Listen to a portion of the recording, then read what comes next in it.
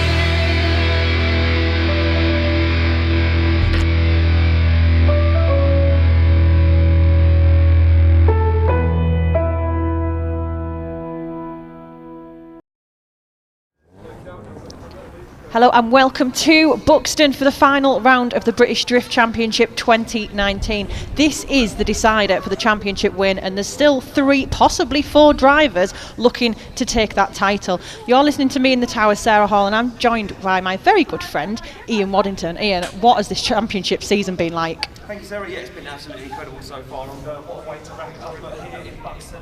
An unpredictable track, a new layout, a whole new circuit. Yeah, what a championship it's been, as you mentioned. Josh King leading that championship at the moment with 171 points. Yeah, Josh King is leading the way with 171 points from 3 wins over this championship so far.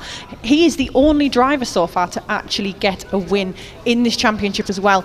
Now, close behind Josh King, we've got Louis Edwards. Now, he's not taken a win during this championship currently, but he's only 5 points behind Josh King at the moment. So, you know, he's been a bit consistently better, could be in the contention. So, third in the championship, we've got Martin Cowley. Hasn't been as consistent, but he has only got 16 points to chase behind with 155 over the championship, so there's always a chance that he could come in and steal it as well. And then we've got Paul Cunnington not too far behind as well.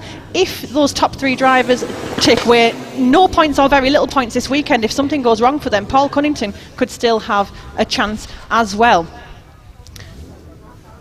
So we're just looking at the standings on the screen just there, and we can see some more drivers. So we have Stu Jones in 11th, Magic in 12th. Ian, do you want to have a look at some more of these standings? Yeah, sorry, Sarah. Looks like we've got a little bit of a technical difficulty in the tower. Not too disfamiliar because of the amount of rain we've had, but they're getting sorted out. Yeah. So look, you've just broke that down impeccably well there. The championship has been incredible so far this season. Josh King leading it. Look, he's had 3 wins over this season, and he won the last round in Three Sisters in Wigan. Look, he's been looking good this weekend in practice. Could he take it again? Who knows? It's all to play for. There's so much to play for, and the weather is a big contender. We're in such a difficult place because this can change instantly. It could be sunny now in a minute, it could be cloudy, it could be raining, but since our primes have been out in practice, the track has dried dramatically, and now it's almost completely dry all the way around. Those guys haven't even driven in the dry. So let's take a look at the track that these guys are going to be tackling this weekend. As you can see now on the big screen for you guys in attendance, a virtual layout. They come off the start line, firing across the track into outside zone 1, a big wall run there into that second outside clip. Through the middle of the circuit they go, back onto the wall, in a clip there on the end of the circuit, a nice fast transition, back up onto the wall again they go as they fly into that outside zone, and then into the roundabout, a roundabout yet again, becoming fashionable now in drift layouts, and across the finish line they go. Sarah, a difficult, a tricky layout and dry, so a lot to contend with these drivers. Absolutely, there is certainly a lot to think about on this track. It's going to be technical. Now, I actually thought this was going to be quite a slow running track. I've seen them out in practice today and they do not look slow. There's a lot of pace going around here as well. Yes, so it's like Ian's back. He's back.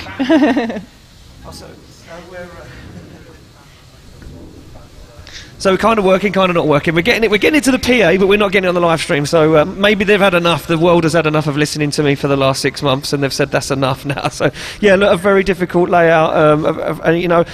A lot of people saying, will it be a horsepower track? I don't think it is, especially if it rains again, which it doesn't look like it's going to, and it looks like we could potentially be set for a dry run now, all the way through qualifying into top 32 later on this evening. So, look, a lot to play for. My money on the podium, my money on taking first place today. If it stays dry, I'm going to say Josh King, but if it rains, I'm going to say either Louis Edwards or Neregis. I think you could be right there, Ian.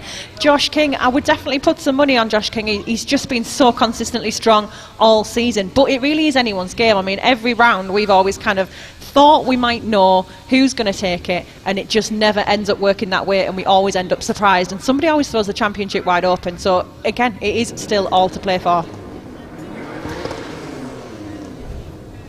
So we can see some drivers just getting lined up there, ready to start the qualifying.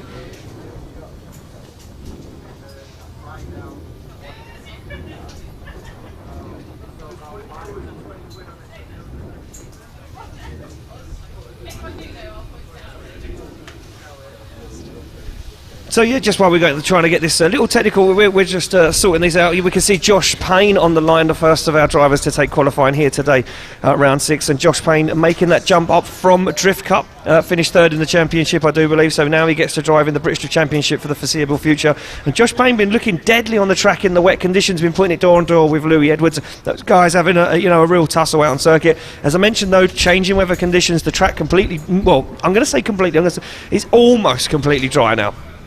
So Josh Payne heads out, this first guy. I do believe, I'm getting just to look over, we're just going to let the drivers know that they are going to get a practice run. So these guys are going to get a practice run in the dry before they do their qualifying runs. And as you can see, so we're going to get 4 guys out on circuit, because this is a gated track, so we have to shut the gate. So we're going to get 4 guys out on circuit at once. One driver will do their qualifying run, so on, so on, so on.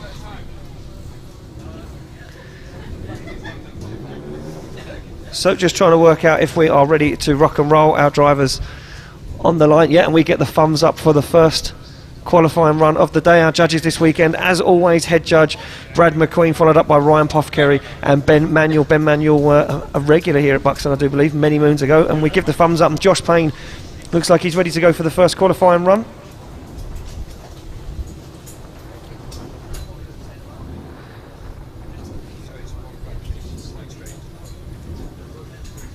So just waiting to make sure that everybody knows what's going on, and we make sure that we let Josh Payne know that he has got one practice run and then straight into his qualifying run, Sarah. Yes, and I think it's only fair really that these guys get a quick practice run in. Just the track conditions have changed so much. It was absolutely torrential this morning. If you were here, you'll have seen that yourselves, and it's miraculously drying out just in time. So we'll let these guys take a practice run and just make sure that they're all set up ready for these conditions, and they know what's going to happen out on track and how the cars are going to handle now the track is considerably drying out. So yeah, as you can see, Josh Payne making his way around. Yeah, completely different for Josh Payne to what he was used to earlier on in the day, but nevertheless, Josh Payne making it count. And that centre section, a very long ball, doesn't look that big on the camera on the live stream, but let me tell you, in real life here at the circuit is a very long ball, and as they head down towards that wall, they're carrying a serious amount of speed. He transitions in the middle of the circuit, they're just taking out that clipping point, and Josh Payne trying to get his way back out onto the wall. And into the roundabout goes Josh Payne as he just drops the wheel off the edge of the circuit, flicks up a little bit of water. Round the roundabout goes Josh Payne and across the line, and looking confident for a man, the first driver out. Yeah, he must be under quite a lot of pressure. First one out on the grid there, but yeah, he's looking not bad. A bit tentative, but I would expect that. Obviously, he's not quite knowing what the conditions are going to be like for him, so hopefully we'll see something a little bit stronger for his actual qualifying run. Now he's had a feel of the track and what the grip levels are like. And he's just going to line back up. So he's going to go straight into his qualifying now. The line Josh Payne for his first qualifying run and the first of the final round of the British Drift Championship 2019 as Josh Payne gets out to that outside. We want to see those guys. There would have been, and I do believe we are going to try and paint the track after qualifying so you guys can see at home where that outside zone is, but there are clipping points denoted on the edge of the circuit, zip tied to the wire fencing there, and Josh Payne making his way around the back end of the circuit now. Nice fast transition in the back end onto that zone. You can see him just shy there at the outside zone, so he sacrificed quite a lot of line there as Josh Payne dropped down. Now he makes his way back up the circuit, and that part of the circuit is actually banked. Doesn't look too much on camera, once again very deceiving, but it is ever so slightly banked towards the wall there as Josh Payne almost takes the wall and takes it across the line. Nice for a first qualifying run. Yeah, not too bad a qualifying run at all. I reckon he's got more in him than that for his second go, but again, not bad to get a score on the board. And up there we can see Josh Payne's score just dropping in 47, which is not bad at all. And we should have up on the line Brad Wallbank, who should be just thumbs up there, getting ready for a practice run. Yeah, Brad Wallbank having a few issues with his car, and Bradley Wallbank is in fact our safety scrutineer here at the British Drift Championship and a veteran in UK drifting. He's had this car quite a long time now, but you can see struggling with it, had a few problems with it earlier on in practice, and it just doesn't look like Brad Wallbank's managed to get those rectified. It was alright when it was wet, Sarah, but not so much now. Now it's dried. He was probably doing the rain dance in the paddock earlier on, just trying to get it wet just to make it easier for him to drive this car around. As you can see, not even drifting. I do believe he may even take it back into the pits. No, he's going to attempt it, Sarah. I mean, fair play for giving it a go. Definitely. Obviously he's struggling a little bit there with the grip, but like you say, he's going to give it a go anyway. No need to give up. Hopefully he'll get a score on the board, which might just get him through, so we might as well give it a try. And we'll just wait for him to go and line back up to hopefully put in a qualifying run.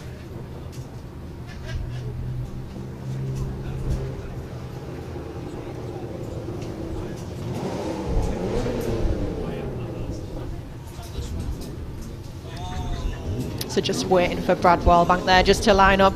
Vehicle Dynamics engineer from Doncaster in his E36 there. Just having a quick chat with Marks on the start line. Yeah, so probably just making up a few excuses of saying, oh, what is the issue? Yeah, M50 turbo underneath the bonnet of this car, 300 horsepower, representing Mutant Engineering. And he said he's been drifting many, many years. And he got his licence on two wheels at Lando at the bus stop, if anyone remembers that very iconic track. He said he beat Martin Wonnacott at Teesside. I don't believe that. That's so we can see our start line marshal there, Malks, underneath the bonnet of that BMW E36. The bonnet pin's not fixed, so I'm going to say it's pretty critical there, and Malks is going to say, do you know what, mate, don't even bother. Just finish it there.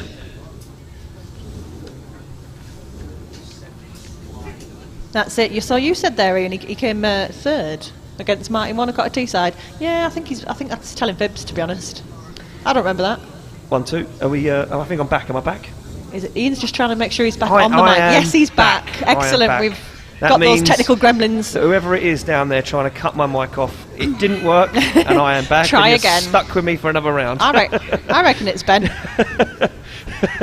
They're trying to get rid of me, Sarah. I told you I'm not going to leave the British Championship unless you drag me away Yeah, screaming. don't leave me. Don't leave me on my own.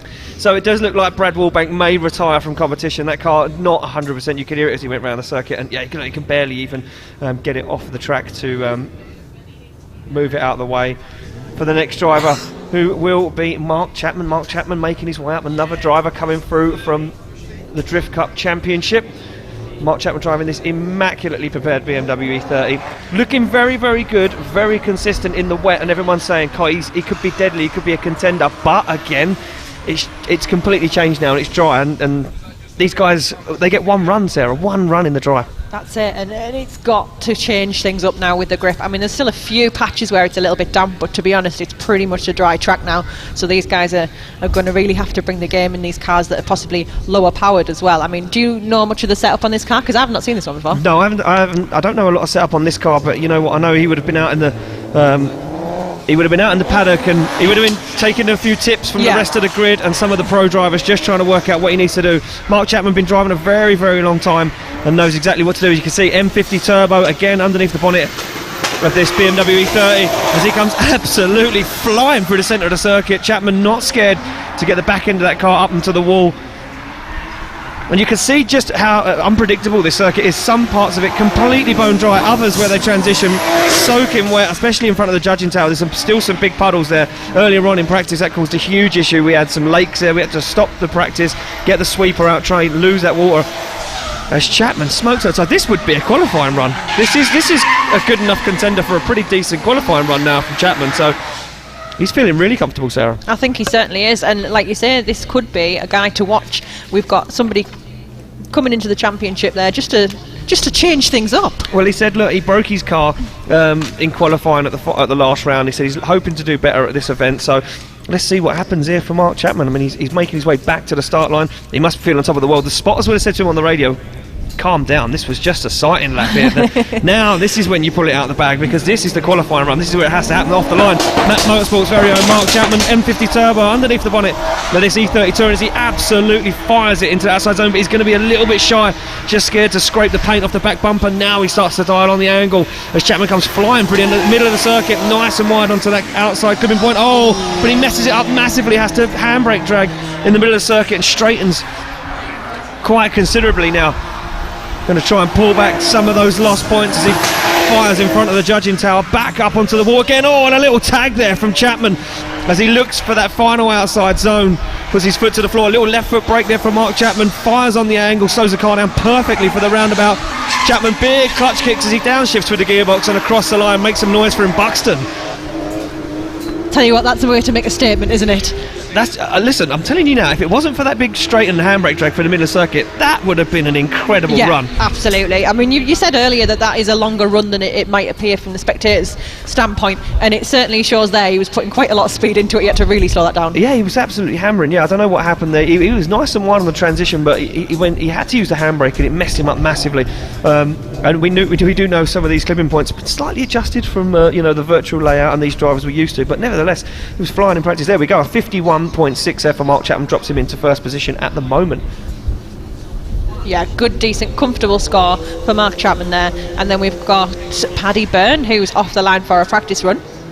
Yep, Paddy Byrne off the line for his first practice run. He'll be feeling out the conditions now. Paddy Byrne, if you don't know, this guy drives his car all on hand controls only as he is paralysed from the waist down. So Paddy Byrne, member of the team Legless, I do believe, Sarah.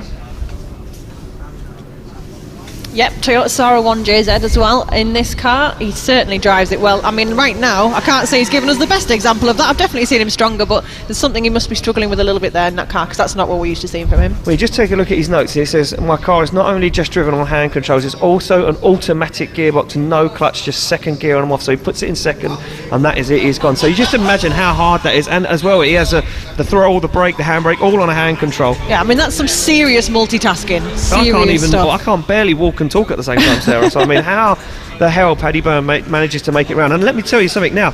He was absolutely flying in the wet. He was door and door with some of these guys. So Paddy Byrne, you know, people might say, oh, well, he's at a disadvantage because he doesn't have a clutch pedal. He's driving with his hands. It must be very, very hard. He is not disadvantaged, is he? In the slightest. Does not even care. He sticks it to the door, puts it on the wall, and he really does put on a show. I know he was struggling with the initiation, but that comes into play with that. But look at this, a big opposite flick from Paddy Byrne right now as he fires in for his first qualifying run. And no care for the back end of that saw as he gets it onto the wall. Very wide there goes Paddy Byrne in the middle of the circuit. Can he pull it off? Oh, he has to straighten. He has to straighten as he comes towards the wall on outside zone 4. Nevertheless, gets back into it though, does Paddy Byrne right now. Oh, he tags the wall and it's going to upset the car ever so slightly, but he stays in it once again. Takes down that outside zone, removes the tail light on the back of that Toyota Sora as Paddy Byrne once again now makes his way down towards the roundabout. Big flick in, just the use of the foot brake and the lock. Takes out a few cones. Oh, and a little mistake there for Paddy Byrne, but you know what? Huge respect to Paddy Byrne for making it round there in that car, and what a show. Absolutely, yeah, what a show indeed. And I mean, I can't say that was his neatest run I've ever seen, but he definitely puts on a show, and you can see that he's really pushing it now, so he's getting a little bit more comfortable with the track, but it is very tricky conditions out there. Yeah, it's very, and do you know what? I don't think it's going to rain anymore. I think it's going to stay. We've got a nice view from up in the tower here, and we can see that there's no rain clouds just yet, so Paddy Byrne dropping in there. Just missed his score. There was a 37. 37 for Paddy Byrne. So, as you can see, those 4 guys are going to make their way off the circuit. We're going to bring 4 new guys back on to continue. So, we did, in the briefing earlier on, explain to these guys in the wet conditions that we was going to give them 1 run and then another run. They was going to do 2 consecutive runs back to back, because when the adrenaline's pumping, it's nice to, you know, get back on the start line and have another shot at it, especially if you've made a mistake. But where it changed so dramatically, we need to give these guys a practice run. And what the judges have said, they had a meeting earlier on at the beginning of qualifying. They said, look, if we get halfway through qualifying and it absolutely tips it down, then the guys that have been at the front and they've done the 2 qualifying runs in the dry, it's, you know, they've not had the same conditions all the way through. So what we said we'll do is we give all these guys 1 run back to the paddock, queue back up again, and then back out and then another run. So makes it fair, makes these guys, you know, push themselves a little bit, and there's no safe runs now. You can't do, you know, a safe run and then go all out on your second run. You have to think about this because it could rain in the next 45 minutes. It couldn't, and you've got a completely different set of conditions yet again. So yeah, it is only fair to give these guys a practice run so they can feel out the track. So off the line we have Mike Larner. He said to me earlier, he come running over as I made my way to the tower, and he said, can I just have a quick word? And I said, why, what's up? Do you need a fiver for a burger? And he said, no. He said, I've only had 1 practice run all day in this car. He said, because the windscreen wipers wouldn't work. He said, so I had to, you know, stop practice. He said, I had to come back in, fix the car. He said, then wouldn't you know it, the rain stopped and it's dry and I can see again. So he's been off track all day, struggling, and now out, and he gets a nice dry practice run. You see Mike Larner making his way around the roundabout, looking confident on his first practice run there. Yeah, to see he's only had 1 run all day out there on the track, that looked pretty strong. So, and if that was just his practice, hopefully he's going to push it just that little bit harder for his qualifying. Well, like I said, they have to be very strategic now of what they're doing. They can't go too hard, they can't go too soft. They've got to just get this perfectly right as well. You know, 45 odd drivers to get through, and top 32 this evening. Sorry. So what do? Do you take a full advantage of the dry weather and put in a really good run, or do you go safe? Or do you wait? You know, it could rain, and then you come out for your second run and spin, and you're on a 0 and outside the top 32. Who knows? Who knows what these guys are thinking? So off the line, Mike Larner goes for his second qualifying run. Nissan Skyline underneath the bonnet, RB25, 400 horsepower. The mechanic from Lee in Wigan, representing Voodoo Vinyls and Railway Motors. And absolutely flying right now through the centre of the circuit. Oh, and again another driver making a mistake. Just looks like these cars are gripped up ever too much, and they just can't make the transition from outside zone 3 across the circuit to outside zone 4. And again another little straight in there for Mike Larner. As Mike Larner makes his way down into the into the roundabout, sorry. I'm thinking in the back of my brain about all those years ago at Landau in Wales. We've got bus stops, roundabouts. Bus stops, roundabouts, we've got it all going on. Next we'll have street lamps in the middle of the track and parking wardens. Oh, no parking wardens, please. Nobody wants any of them. So Mike Lana, as scrappy as it was, still will put a score on the board as we wait that to drop in. And here we go, score for Mike Lana. Yep, 44 for Mike Lardner. So I reckon that's a decent safe run. Puts him in third at the moment in the qualifying. Yeah, I think that's going to be the ballpark, around the 40s, the high 40s. It's going to be kind of your mid-pack or your lower-end scale score today, as we see now Jamie Stanton make his way off the line. This is the 2019 Drift Cup champion.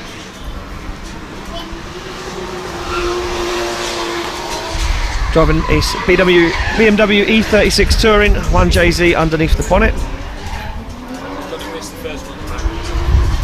So Stanton just making his way around. You can see looking very, very confident now. This guy in the wet, let me tell you, was absolutely flying. And a few people in the grandstand earlier were saying, I'm going to put him up there. I'm going to say he could win the event. There's always that possibility, and like we say, every round somebody's come in and upset the apple cart, and it's not necessarily somebody that's been consistent throughout the championship. It could be always somebody new.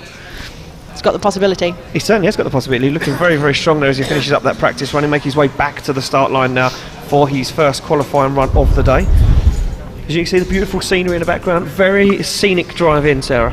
It's a very scenic drive in indeed, although I was a little bit sleepy this morning, so I don't really take much notice. I was just watching out for sheep. So off the line, Jamie Stanton leaves for his first qualifying run. Going to look nice and close, and he's very high up on the wall. Goes Jamie Stanton now. He drops down ever so slightly and then work his way back out to outer zone 2. Nice line there through the middle of the circuit. Can he make this work? He certainly can. Big handbrake drag nevertheless, but does make it happen as he gets back on the throttle, looking for that inside clipping point.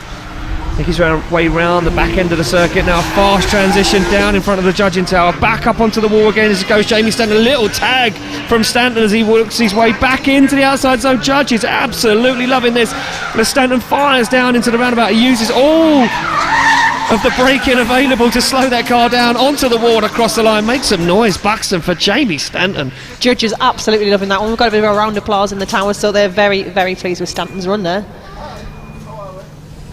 Let's see how his scores reflect. So we'll just wait for the judges to drop their verdict in.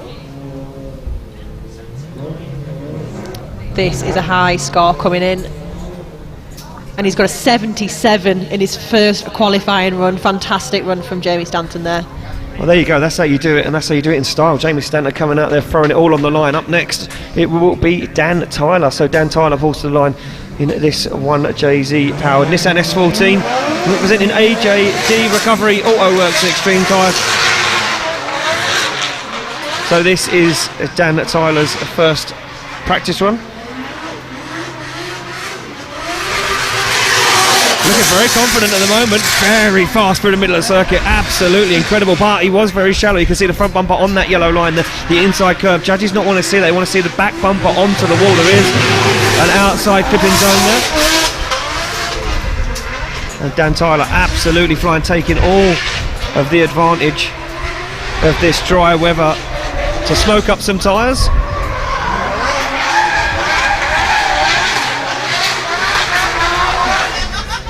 I do believe these guys are taking these cones down just so that our marshal has to run across the track and put them back up every 2 minutes. His Fitbit's going to be going mad, isn't it? Running backwards and forwards. I might put my phone in his pocket so that see how many steps we get some steps up for today.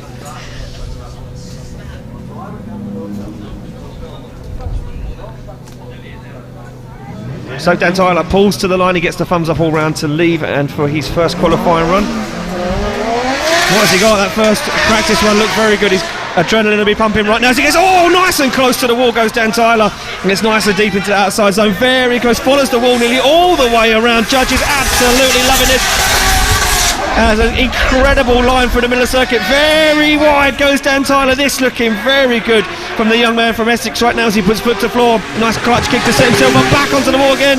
He's very wide, big angle, oh no! And Dan Tyler over rotates, and look at the judges, they cannot believe it. Up in the air, hands in the air, hands on their head, they can't believe it. What a run, that was going to be incredible, Sarah. We were all on the edge of our seats there thinking, here's another driver coming in and throwing in an absolutely massive score in his qualifying, and then he's just lost it and spun. It's so easy to do. I wonder, it could be the driver, it could be a bit of a slippy patch still out on the track. who knows? I just think he got a sudden rush of blood to the head. He comes through the middle of the track, he put it on big angle on the outside zone, and he thought, this is a big run. Yeah. And he thought, I've only got one more turn to go in the roundabout and I'm done. Well, nevertheless, he did score a 0, so we make that one official. Up next on the line will be Andy Sykes. So Andy Sykes comes off the line for his first practice run of the day. Andy Sykes there, the corner flare electrical contractors from Sevenoaks in Kent in the PS13 SR20 DT. He's been looking pretty good out there in practice this morning. Well, he, in the wet, was one of the fastest guys around this circuit, absolutely laying it down, looked very, very consistent, very strong.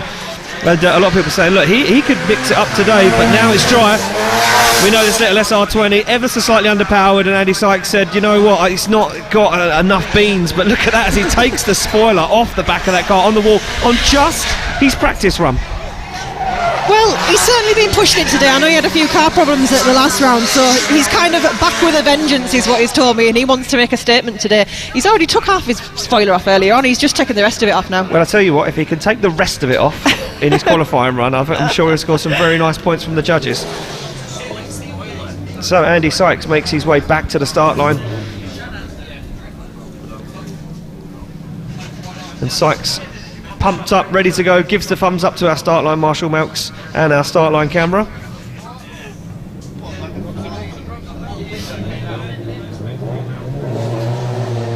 So off the line, Andy Sykes in this S13 SR20 fires in. Oh, he's shallow off the wall though, very shallow on a very mid line now. Going to completely sacrifice that outside zone. Makes his way down now into the middle of the circuit on very straight. Looks like he's panicked massively now coming into this first qualifying run. Maybe the nerves getting to him ever so slightly, as Andy Sykes needs to really rein this one back in and try and get some points. As he tags the wall again ever so slightly and just flips what is left of that spoiler off the back of the car. As Andy Sykes makes his way now down into the roundabout, onto the handbrake and foot brake he goes, slows that car down the gearbox, big clutch kick and across the line. Very scrappy run though, Sarah, and it had so much promise in the practice run. Yeah, that's it. I mean, what happened there? Because you expect him to push a little bit harder in his qualifying, but his practice run was a little bit stronger, so I wonder how he's going to score on that. I think he was just a bit too shallow in quite a few of the clips, really. Yeah, so judges will be taking a look at that, and they're having a really good chat about this one. So scores are dropping in, very low, and it will be a 24, so a 24 for Andy Sykes.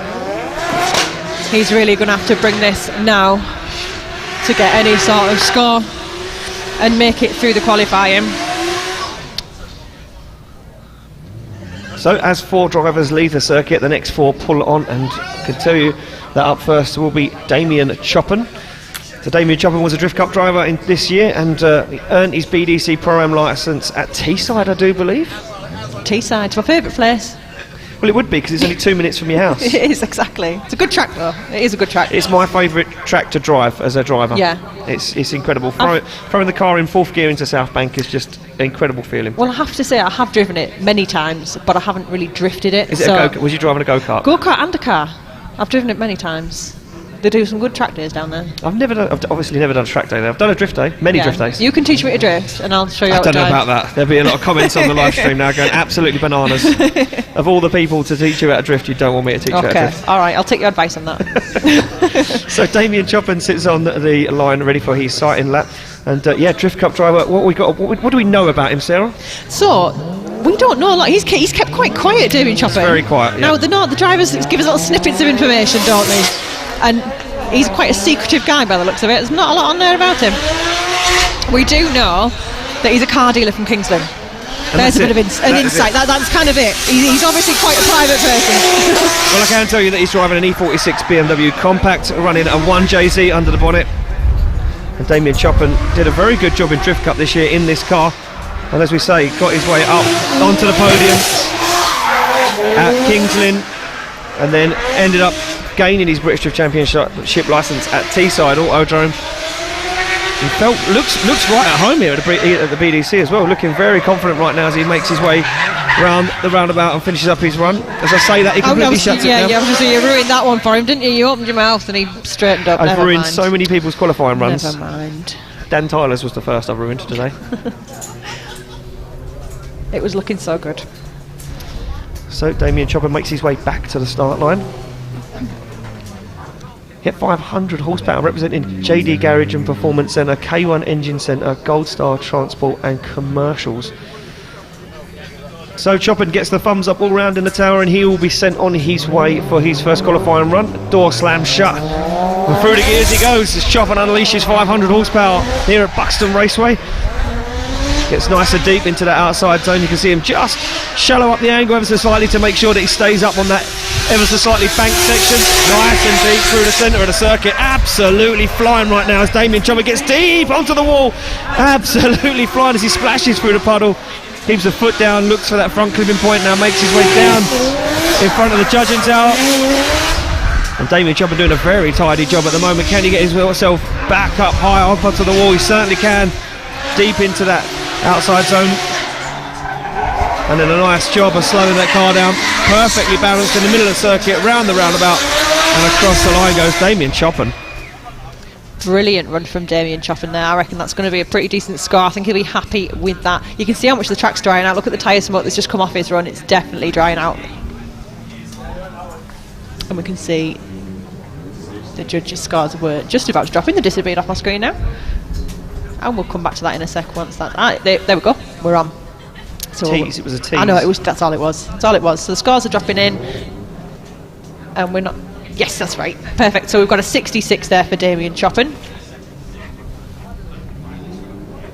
Yeah, so Damien Chopper there, 66, looking good. As off the line comes Chris Parnham. Now, Chris Parnham, if you remember from Three Sisters at Wigan, had a big impact with Ash Jones. The back of that car took an absolute huge impact. And Chris Parnham said, no, not to worry, I have the tools. I have a porta power and a jig and some other bits of equipment to get that car straight, and he said I'll get it as straight as I can just to finish up this season, and I'm going to possibly build a brand new car for 2020. And Chris Parnham looking like he's struggling in the dry, Sarah. He does look a little bit like he's struggling in the dry again. He's been quite strong this morning in practice, but everyone's getting thrown, I think, a little bit by this new track condition, and he's just overcooked it a little bit there. I tell you what, if ever a porta power was needed, it was for that, after the damage he suffered at Wigan. Oh, it was incredible, absolutely incredible. And to say he came back out to do another run after as well, it was just quite unbelievable. Insane stuff there. So we wait for Chris Parnham to make his way back to the start line. The mechanic from Wakefield in Yorkshire, Nissan S14 RB25 under the bonnet, 400 horsepower, representing crisp tuning.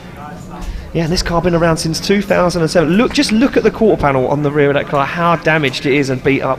And Chris Parnham got in there and got it as straight as he possibly could. It's a bit of a shame because it was quite a tidy car up before that, really. It was lovely, yeah, it was nice and straight, looked very good, brand new body kit for the season. And unfortunately, contact there with Ash Jones destroyed that look. So shallow angle right now as Chris Parnham makes his way down off the bank, very straight through the middle of the circuit. Big straight line handbrake as he fires it in. Judge is getting a little bit carried away there, thought he was going to go into the wall, but he had full control of that.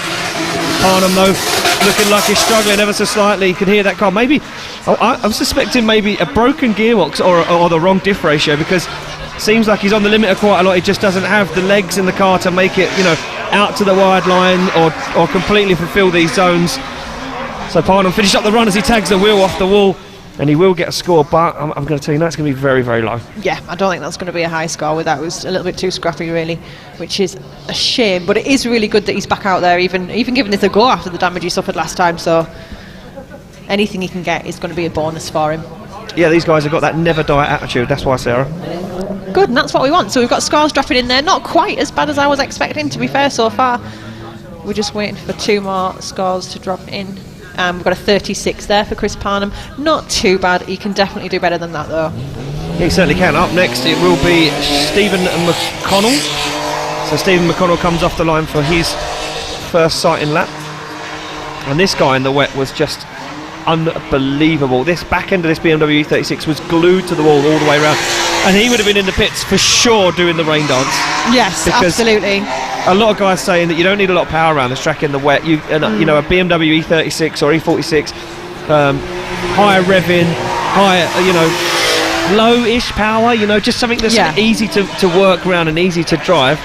And Yeah, they suit the wet really well, don't they? I mean, if you've got a decent driver who's got a lot of seat time and knows the car very well, you can still get a very, very good score in the drive, but they have to really work for it, don't they, in this kind of car? Exactly. You're kind of fighting it a little bit. Yeah, especially now in the dry. He's going to be struggling, so Stephen McConnell would have been down in the paddock doing the rain dance. Maybe we won't get back in there and try and do it for the second qualifying run of the day.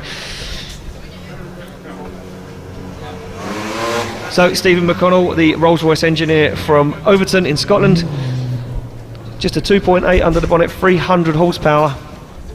Represented Lee Smart Racing, Pixelworks Photography, iPhone Screen Repairs, and Lanarkshire.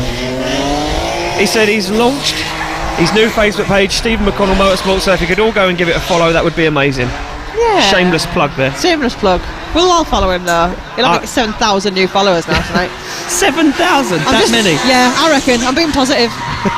So McConnell makes his way through the centre of the circuit, nice and wide onto the wall goes Stephen McConnell there as he manages to get this car out, probably one of the lowest powered cars on the grid in the Pro-Am Championship. Just look at the way that Stephen McConnell is using the momentum and the pace of this car. Oh, what a little tag on the wall goes Stephen McConnell. Judges absolutely loving this as McConnell gets himself nice and deep into that final outside zone, flicks the car onto that clipping point, into the roundabout goes McConnell, takes down the cones and the clipping point, onto the wall, arm out the window. Buxton, show your appreciation for Stephen McConnell. Judges are certainly showing their appreciation, giving him a round of applause with that, and you can see Stephen's arm out the window there, giving the air a fist bump. He was happy with that one as well. Cheeky, that's what that is. So we're just waiting for the judges' scores to drop in, and they're just discussing a couple of things, but that looked like a pretty strong run. Oh, they're definitely deliberating a couple of things. Oh, and look at we've this. got a strong run coming into the scores there. 74 for Stephen McConnell, putting him in second so far in the qualifying. Yeah, incredible score there for Stephen McConnell. A 74 puts him way up in the order. Up next is Chris Wright in this Torken 350Z twin turbo, and this car built by Chris himself in his own workshop. And I've mentioned it before, fun fact about Chris, that he learned to weld, taught himself, he bought all the equipment, taught himself how to weld and fabricate, and then built this car himself because he said, hey look, why pay anyone else when I could do it myself if I just learn. Fair enough, I like that attitude. Oh, the attitude is incredible. And Chris Wright, a very, very nice guy.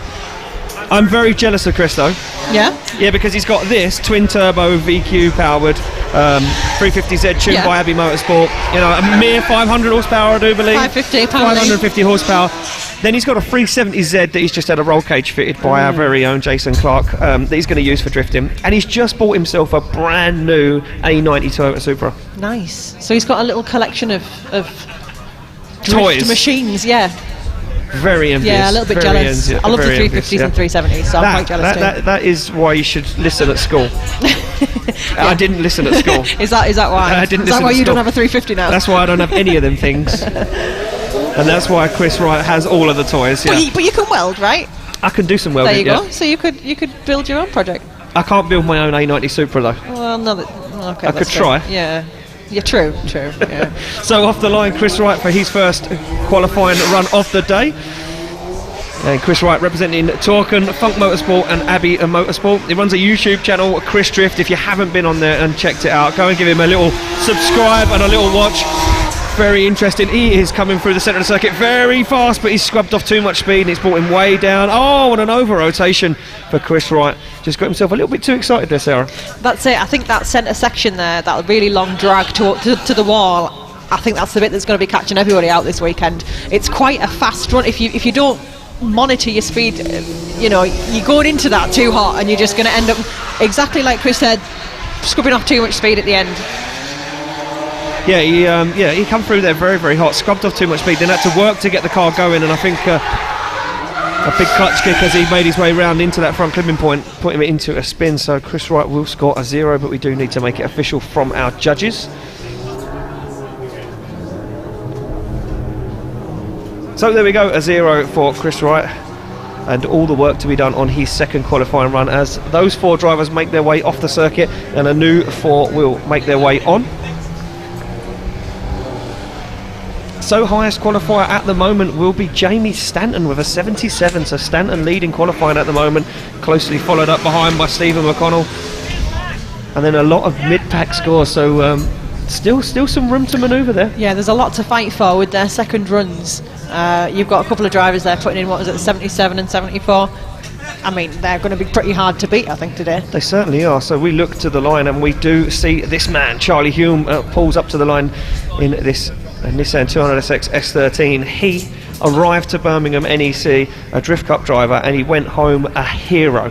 This guy absolutely rocked the Pro-Am Championship, found himself in the top 4 on the Saturday, and then found himself fighting with the pros on Sunday. Incredible drive, and he arrived in the British Drift Championship in style. He comes off the line for his first sighting lap. Look at this, look, Charlie Hume not messing around. Nice big angle initiation, fires that car up onto the wall. Does drop down ever so slightly though.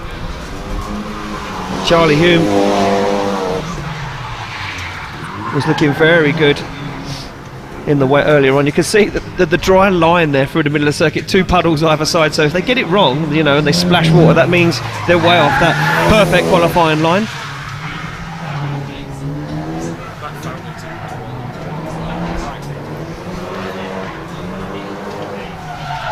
So Charlie Hume there, just popping a wheel up onto the curb as he transitions into the roundabout. Little left foot brake from Charlie Hume as he finishes up this run.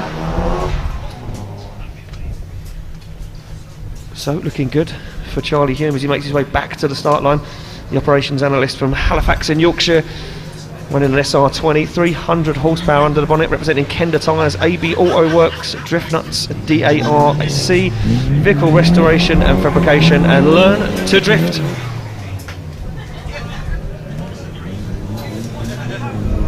So there we go, off the line Charlie Hume.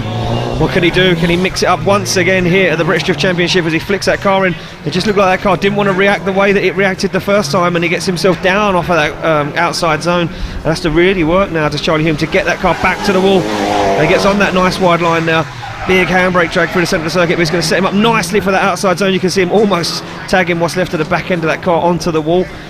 As Charlie Hume comes round, looks for that climbing point in the middle of the circuit. Nice job done there by Charlie Hume as he gets onto the wall. Goes Charlie Hume, very good from the young man as he finds that outside zone once again. Foot absolutely planted now as he makes his way around the roundabout.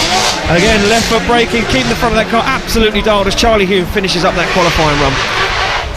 Yeah, Charlie Hume is definitely one to watch. I mean, in one event, he's gone from Drift Cup to Pro-Am to dancing with the pros as well on the Sunday. I mean, he's unbelievable. He kind of blew everyone away at the NEC. He's quite a calculated driver. He's clever about it. He knows where the car needs to be. It's great to watch. Technical is what he is. Definitely. And the judges are agreeing, putting in a pretty decent score there with a 61 for Charlie Hume. Yeah, so a 61 there for Charlie Hume. Gets himself on spot in the show. As now possibly the loudest car of our Pro-Am grid makes their way off the line. It will be a sighting lap for Danny Maguire. So Danny Maguire, the gym owner from Wigan, Nissan R34, Nissan Skyline R34, RB25 under the bonnet, 610 horsepower. And Danny Maguire, whoa, wow, Danny Maguire! Full 90 degrees to the wall, put the whole back end of that car onto the wall in his practice run. Let me tell you something about Danny Maguire. Last weekend I was given the pleasure to go to Silverstone race circuit to commentate on the tracks, drifting demos, and Danny Maguire, he'd never driven there before, you know, and that's not, you know, it's not something that people take lightly. It's a full throttle, 4th gear initiation into Brooklands, and then it is literally full 5th gear flat out round Brooklands, nice transition into Luffield. Danny Maguire was talking to Paul Cunnington at the beginning of the day saying, I'm not really sure, you know, I'm a little bit nervous. He went out there and absolutely nailed it, and at the end of the day I said to Danny Maguire, you look like you have arrived finally, you've turned up and shown everyone what you've got. And he said, I feel so confident, I feel so good inside the car right now, I can't wait for BDC. And right now Maguire fires that car on a little shuffle on the steering wheel there as Maguire, a little bit scrappy, needs to tidy this one up as he makes his way through the middle of the circuit, sacrifices the outside zone as he fires down up onto the wall, but sacrifices once again. A little bit of line slows that car down too much. Maguire maybe used all of that talent up on the first qualifying run. Nice transition, can he do it again? Big up onto the wall. Oh, there goes the spoiler from Danny Maguire. It just upsets his line, but he manages to work his way back out to the outside zone. Nice transition into the roundabout goes Maguire. Spoiler flapping in the wind, foot to floor as he smokes up the tyres, makes some noise. Buxton. He's a bit of a showman, Danny Maguire, isn't he? He loves to just throw the smoke up in the air for the crowd, and that's exactly what he's done there. Like you say, a bit untidy, but he's definitely got the potential there. I like the way he uses his speed as well. He's not afraid to put his foot down. Yeah, exactly that. He uses the momentum of the car and absolutely puts the car where it needs to be. Yeah, a little bit scrappy, and I think that's what knocked his points down, that it was wobbling in outside zone 1, so yeah, not the cleanest to run. We did, I do believe it was a 56 he got, yeah, 56, which so is not bad at all. Definitely has more to bring than that for. So we go back to the start line for the first sighting lap for Ash Jones comes off the line, and if you remember rightly, Ash Jones involved in that big impact with Chris Parnham at last round in Three Sisters in Wigan, and Ash Jones got that car repaired, and now looks like he's having a few issues. That car maybe this weekend not playing ball. Said that he had some problems with it earlier in practice. Car not 100%. Yeah, hopefully not. I mean, it is looking... Yeah, he's shut it down a little bit there, so possibly is some car issues. Yeah, just not looking 100%. No. There is Ash Jones. Very much down on power, and you can see barely even spinning the wheels there as he tries to make his way around the roundabout. Will he even attempt to qualify and run? That's the question. Well, let's hope so. I mean, if he's got the chance to get a run in, I mean, to me, you would just go for it if you can. If the car's capable and you want to take that chance, at least try and get a score on the board. You'd just go for it, Sarah, Yeah, would you? You'd just be just like, send it. Throw caution to the wind and just send it. It's very easy for me to say that Saturday, though. Not in that race car. Yeah, exactly. Well, it does look like Ash Jones will try and put down a qualifying run. Will that car make it round? That is the big question as he comes off the line. I think if you didn't, you'd regret it, wouldn't you? If you didn't give it a go, you'd regret it. 100%. Ash Jones, the production manager from Mansfield in Nottinghamshire, E36 running a Toyota 1UZ 4 litre V8, 400 horsepower. Well, I don't think it's got 400 horsepower today, representing DKM, Tri-Ace, CLP, Mansfield. So Ash Jones, you can hear him really working that car, and a lot of straighteners there. The problem is now judges will be looking at this saying the amount of straighteners, the prolonged straightening, can it be scored as a qualifying run? You know, is it chaseable? And well, there you go. Ash Jones answers that question and puts in a spin, so it will be a 0, Sarah. Spinning's not winning. No, absolutely not, and unfortunately that is going to be a 0 for him, but at least he gave it a go. It's always worth trying to get a score on the board, just in case you manage to pull off a great run. Unfortunately, it hasn't worked for him on that occasion. No, it certainly hasn't. There you go, Slide Motorsport representing, and a 0 on the board there for Ashley Jones. So we go back to the start into this man, Will Gibbs. Yeah, Will Gibbs, machine operator from Nottingham. Now, this is a young guy that is definitely one to keep on your radar, because he's really shown some skill this year. Yeah, he's been very, very good behind the wheel of this BMW E36, running a 1.5 JZ. And Will Gibbs looking good. Didn't look too comfortable in the wet earlier on in practice, so he may be one of the guys that would have been looking for dry weather. And Will Gibbs definitely looks a little bit more comfortable now in the dry compared to the wet. Absolutely, and he's running a lot more power than some of the other BMWs with a similar sort of setup. I mean, is that going to make a big difference for him around here? It certainly is, especially in the dry weather. You know, Will Gibbs will need everything he can, and this track remarkably grippy compared to what people maybe assumed earlier on in the year. They would have said, well, it's not probably not the grippiest, it's not really that kind of racetrack. But I tell you what, a lot of these guys have gone out earlier on in practice and struggled, especially in the wet. A lot of guys, you could hear them really working the cars, go back into the paddock, scratch their head a little bit, and then go, this isn't right. And yeah, I think you can see that Will Gibbs really working that car as we send off those 3 drivers back to the paddock.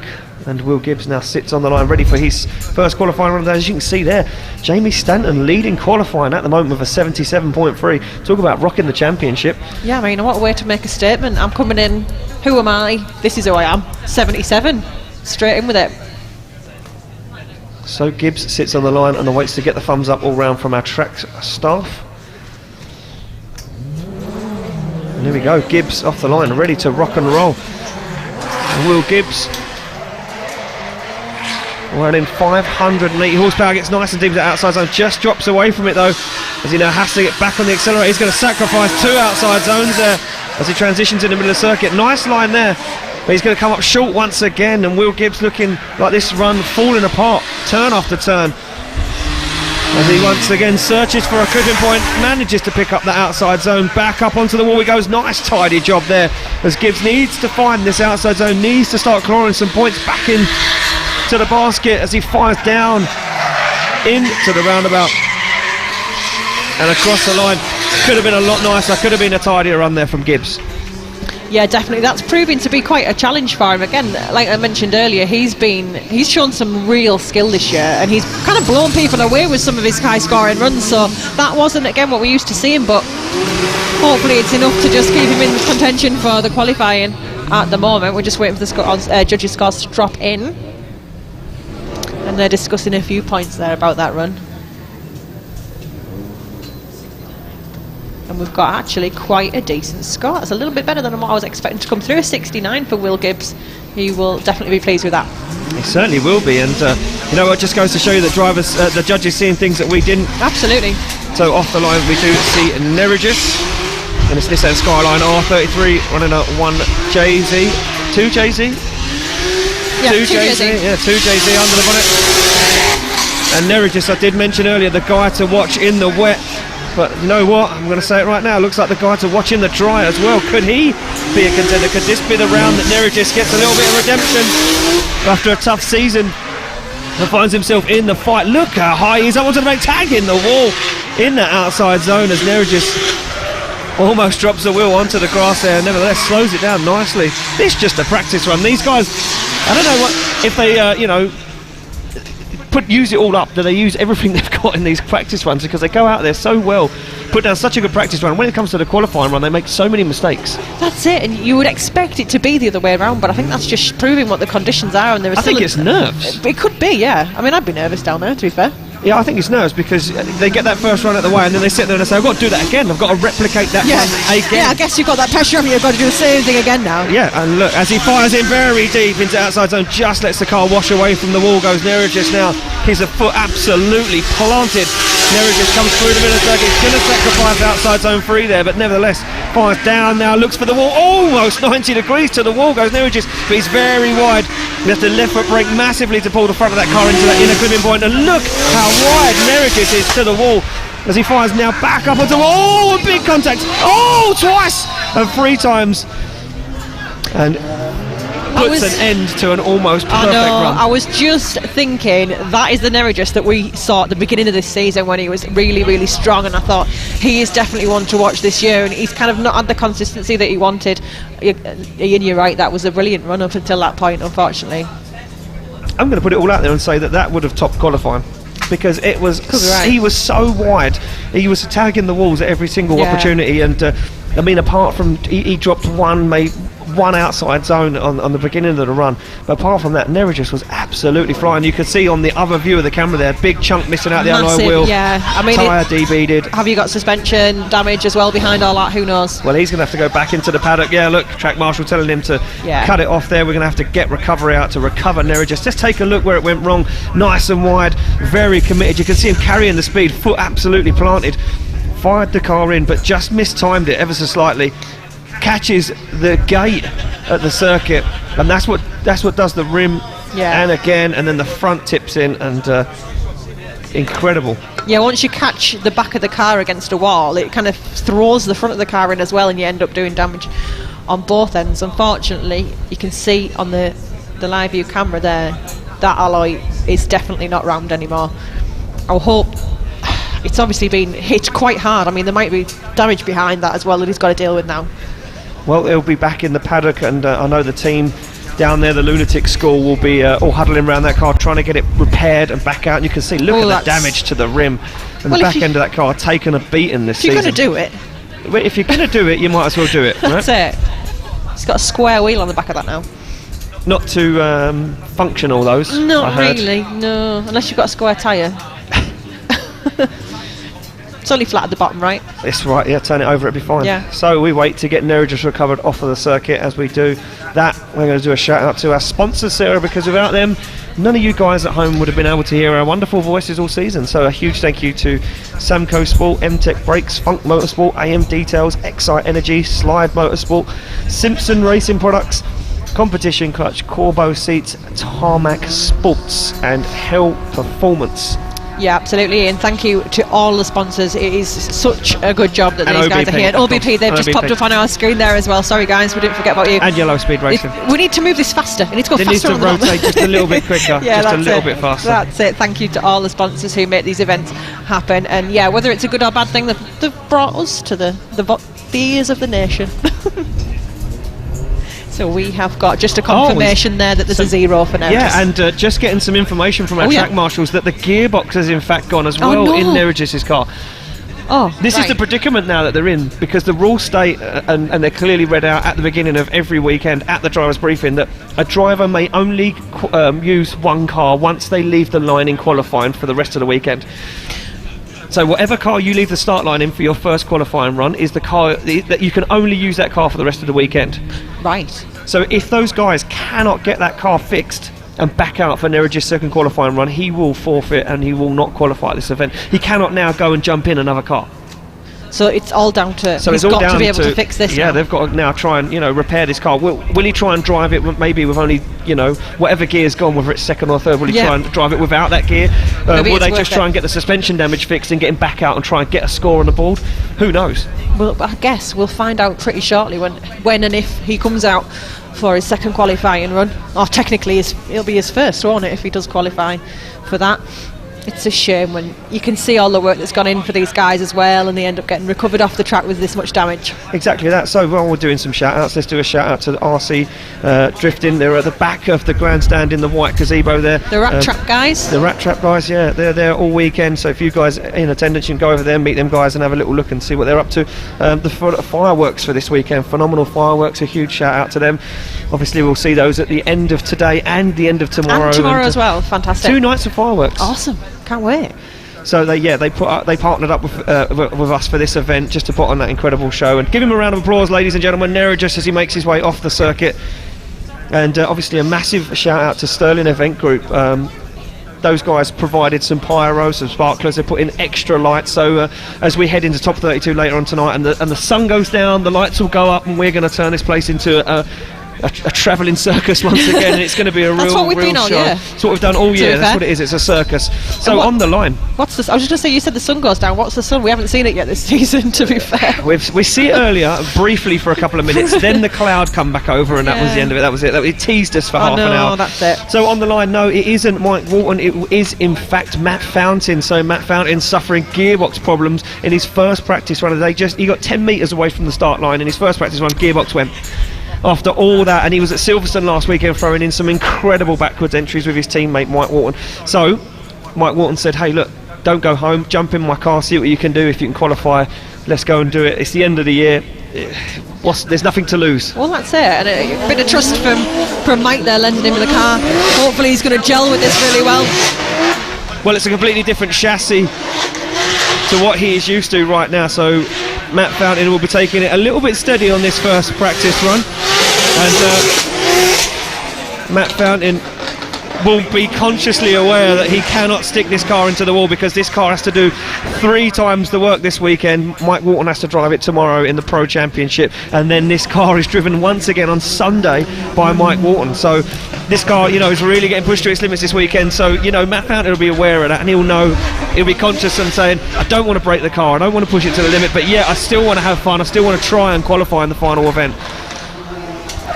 Yeah, he's probably going to be feeling a little bit of pressure now, knowing that Mike's watching him in his pride and joy, so he'll be bearing that in mind, I think, as he's going around there. A little bit of a tentative run, just feeling out the surface. Let's see how he does for his qualifying.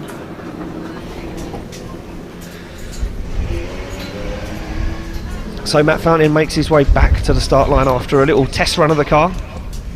I'm not sure how many times he's actually driven this car. I don't know if this is the first time he's ever stepped into it or not. I'm not entirely sure. Could be, yeah, I'm not too sure. So Matt Fountain sits on the line in a borrowed car from Mike Wharton. Shout out to Mike Wharton for lending his car out. Not the first time, not the last time this year. Absolutely. For sure, that guy handed his car out every single time it's needed.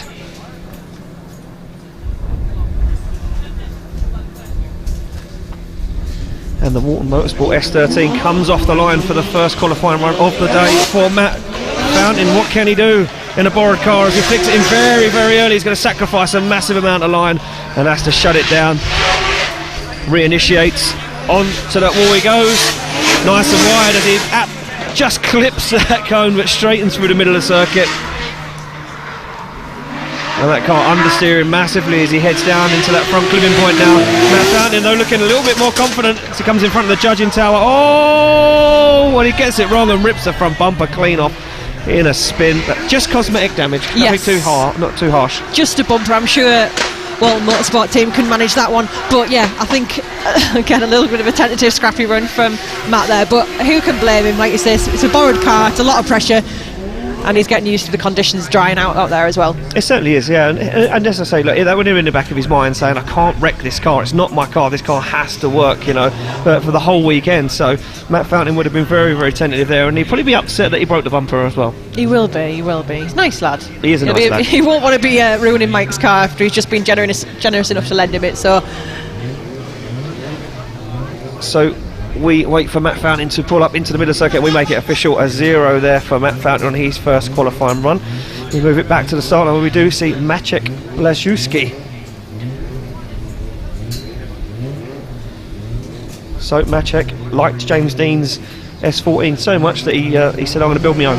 Fair enough, why not? Yep. So Maciek coming off the line. And another driver surprised at the level of grip out there on the circuit. You can see him way down off the wall.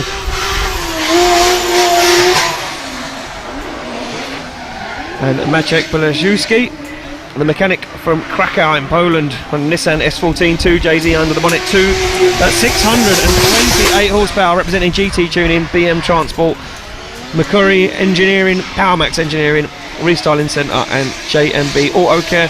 Said he finished in top 10 of the Drift Games Nationals Championship, and so far once on the podium, third place in 2019, and that was at Teesside. So Maciek, we know he's got the minerals. He certainly has. Can he bring it today though? That is the question. Well, this is it. It's a do or die right now this weekend. This is the last time to prove yourself in the championship. As you can see, getting very dark out there all of a sudden. Yeah, those clouds are just creeping back over that hill again. Soon be time to turn on the lights, Sarah. I can't wait. 50p in the meter. It does look very good. I was 50p in the meter. I was here late last night and it looks incredible under floodlights. He comes off the line, Maciek Blazewski for his first qualifying run. What can he do? He needs to go very wide now as he uses the handbrake to initiate. Scrubbing off quite a lot of speed there, and you see way down on that outer bank. He comes now down through the middle of the circuit. Good transition, but on the handbrake for a very long time, and that's going to slow him down. You can see the front bumper on that yellow inside curbing. Bleeding points away right now is Maciek on this qualifying run. Comes past the judging tower, foot to floor, back up onto the top of the bank, looking a little bit more comfortable, but still outside that outside zone into the roundabout. He goes.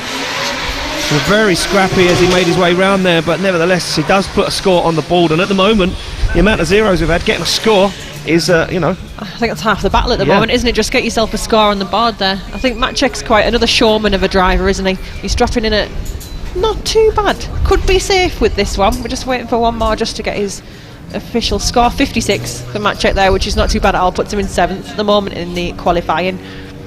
So a 56 there for Maciek, looking very nice. Up next, Stu Jones for his sighting lap in this competition clutch Nissan S14. 1UZ turbo under the bonnet. And Stu Jones, the plumbing engineer from Mansfield in Nottinghamshire. 1UZ 4 litre turbo, 550 horsepower, representing competition clutch, ram air filters, Fuchs oil and Gert. And he says he could drink a whole bottle of wine, Sarah, in 5 seconds. Do you reckon you could top that? Absolutely not.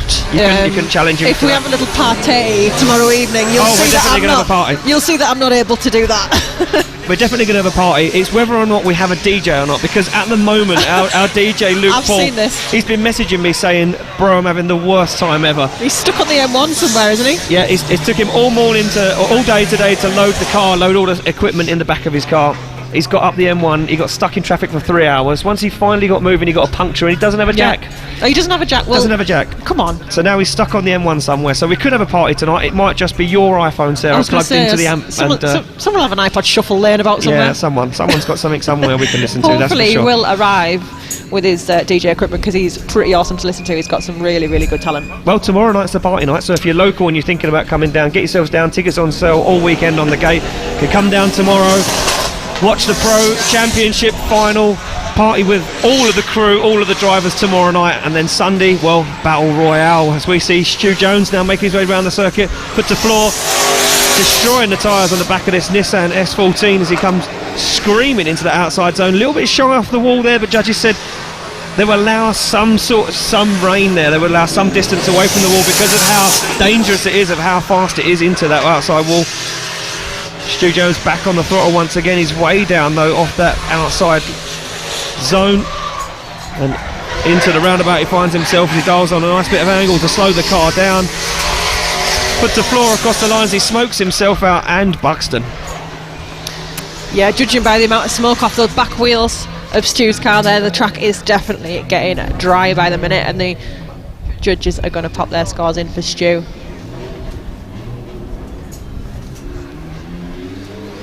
And it looks like it's going to be a really, really good score there for his first qualifying run, with a 70 for Stu Jones, which is putting him in third position so far in the qualifying.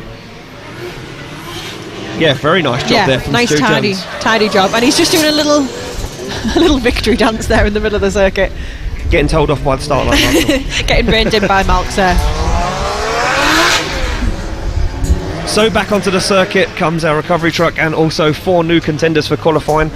The first of those guys to make their way around for a sighting lap will be Cole Farrar. Cole Farrar, part-time rock star. Full-time rock star. He Don't claims. believe it. Yeah. He told me he was a full-time rock star, and then he sent me a photo of him at work, and I was like, I thought he was a rock star. That doesn't look like a stage. And he went, oh, I was lying. Yeah. Oh, he's just part-time then. Part-time rock star. But literally, he will be listening to like AC/DC or something in there right now. Of course he will. Yeah. Look at him. Look. So thumbs up all around for Cole Farrar's first sighting lap of the day. Pro-Am driver, and took the top step of the podium at Teesside. He's got a lot of potential. He's just missed out by a few little things this year. Yeah, he's just had unlucky battles. Yeah. I think he's met guys that are very, very good very early on in competition, and unfortunately for Farrar, they've just taken him out, and he hasn't managed to, replicate that fortune that he had at Teesside. And once again, this looking like a pretty decent run from Farrar.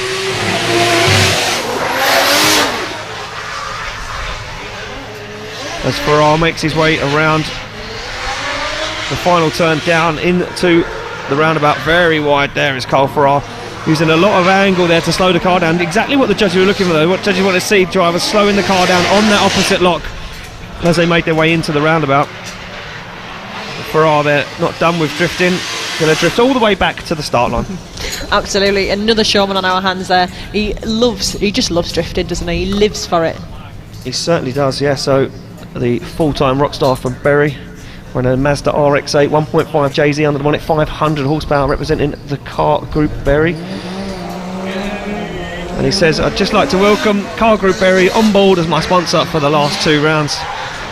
So here we go, Cole Farrar comes off the line and completely sacrifices outside zone 1. It's going to hurt his score, gets nice and close to the wall there. He's going to pick up those 2 outside clipping zones very fast through the centre of the circuit. Very close to the wall goes Cole Farrar, and he tags the wall, but he's pushed himself way offline, and he sacrifices that front clipping point now. Farrar needs to tidy this one back up again as he looks for the wall, and he makes his way nice and deep to the wall now. You can see that car washing massively up into the outside zone, looking tidy right now from Farrar as he looks like he's cleaned this one up perfectly. Round the roundabout he goes, foot to floor, and across the line goes Cole Farrar. I think he had an epiphany halfway around there. He kind of had that wall tag. He was a little bit overzealous with that, and it kind of made him go, right, I'm going to send this now because it's all or nothing. Yeah, it was at the beginning it didn't look, it was a bit tentative, and then he thought, well, I'm in it now, I might as well go for it. I think he'll have held that 61 there for Carl Ferrat. He'll have held that wall tap and it didn't actually manage to throw him off. He stayed committed and tidied it up quite nicely. So a 61 for Ferrat, looking comfortable for top 32. On the line it is Stephen Fitzgerald. Stephen Fitzgerald in this insane S15. And if you remember correctly, Stephen Fitzgerald top qualifying at round 5 at Three Sisters. His second qualifying run completely ripped the rear wheel off the car. So Fitzgerald, definitely someone to keep an eye on as he puts in his sighting lap.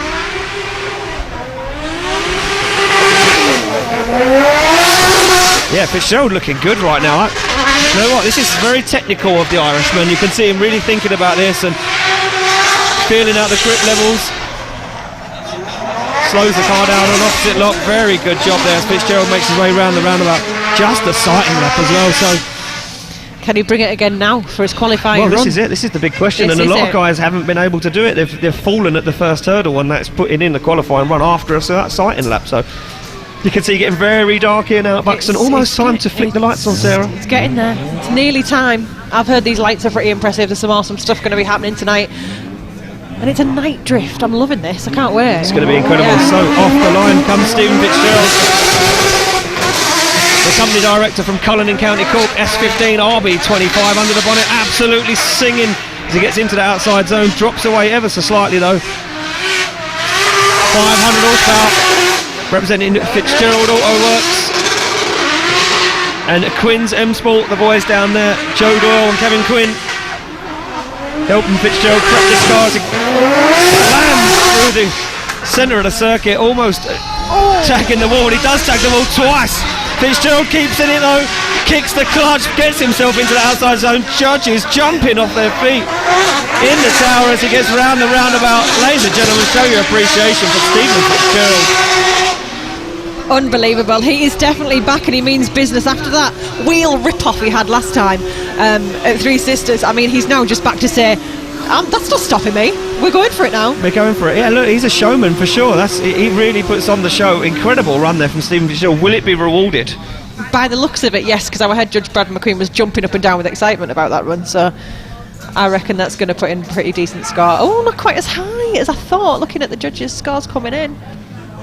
59 for Stephen Fitzgerald, which is absolutely nothing to be sniffed at. Unfortunately, he made a couple of errors, but the commitment was brilliant. Yeah, look, he made a couple of errors. You're bang on the money there, Sarah. He washed away from that inner clip at the end of the circuit. He was off of 2 zones. It looked spectacular, it sounded good, but unfortunately he wasn't on the perfect qualifying line. So up next for his sighting lap it will be Davidas Petroukas. I'm going to say his name right one day.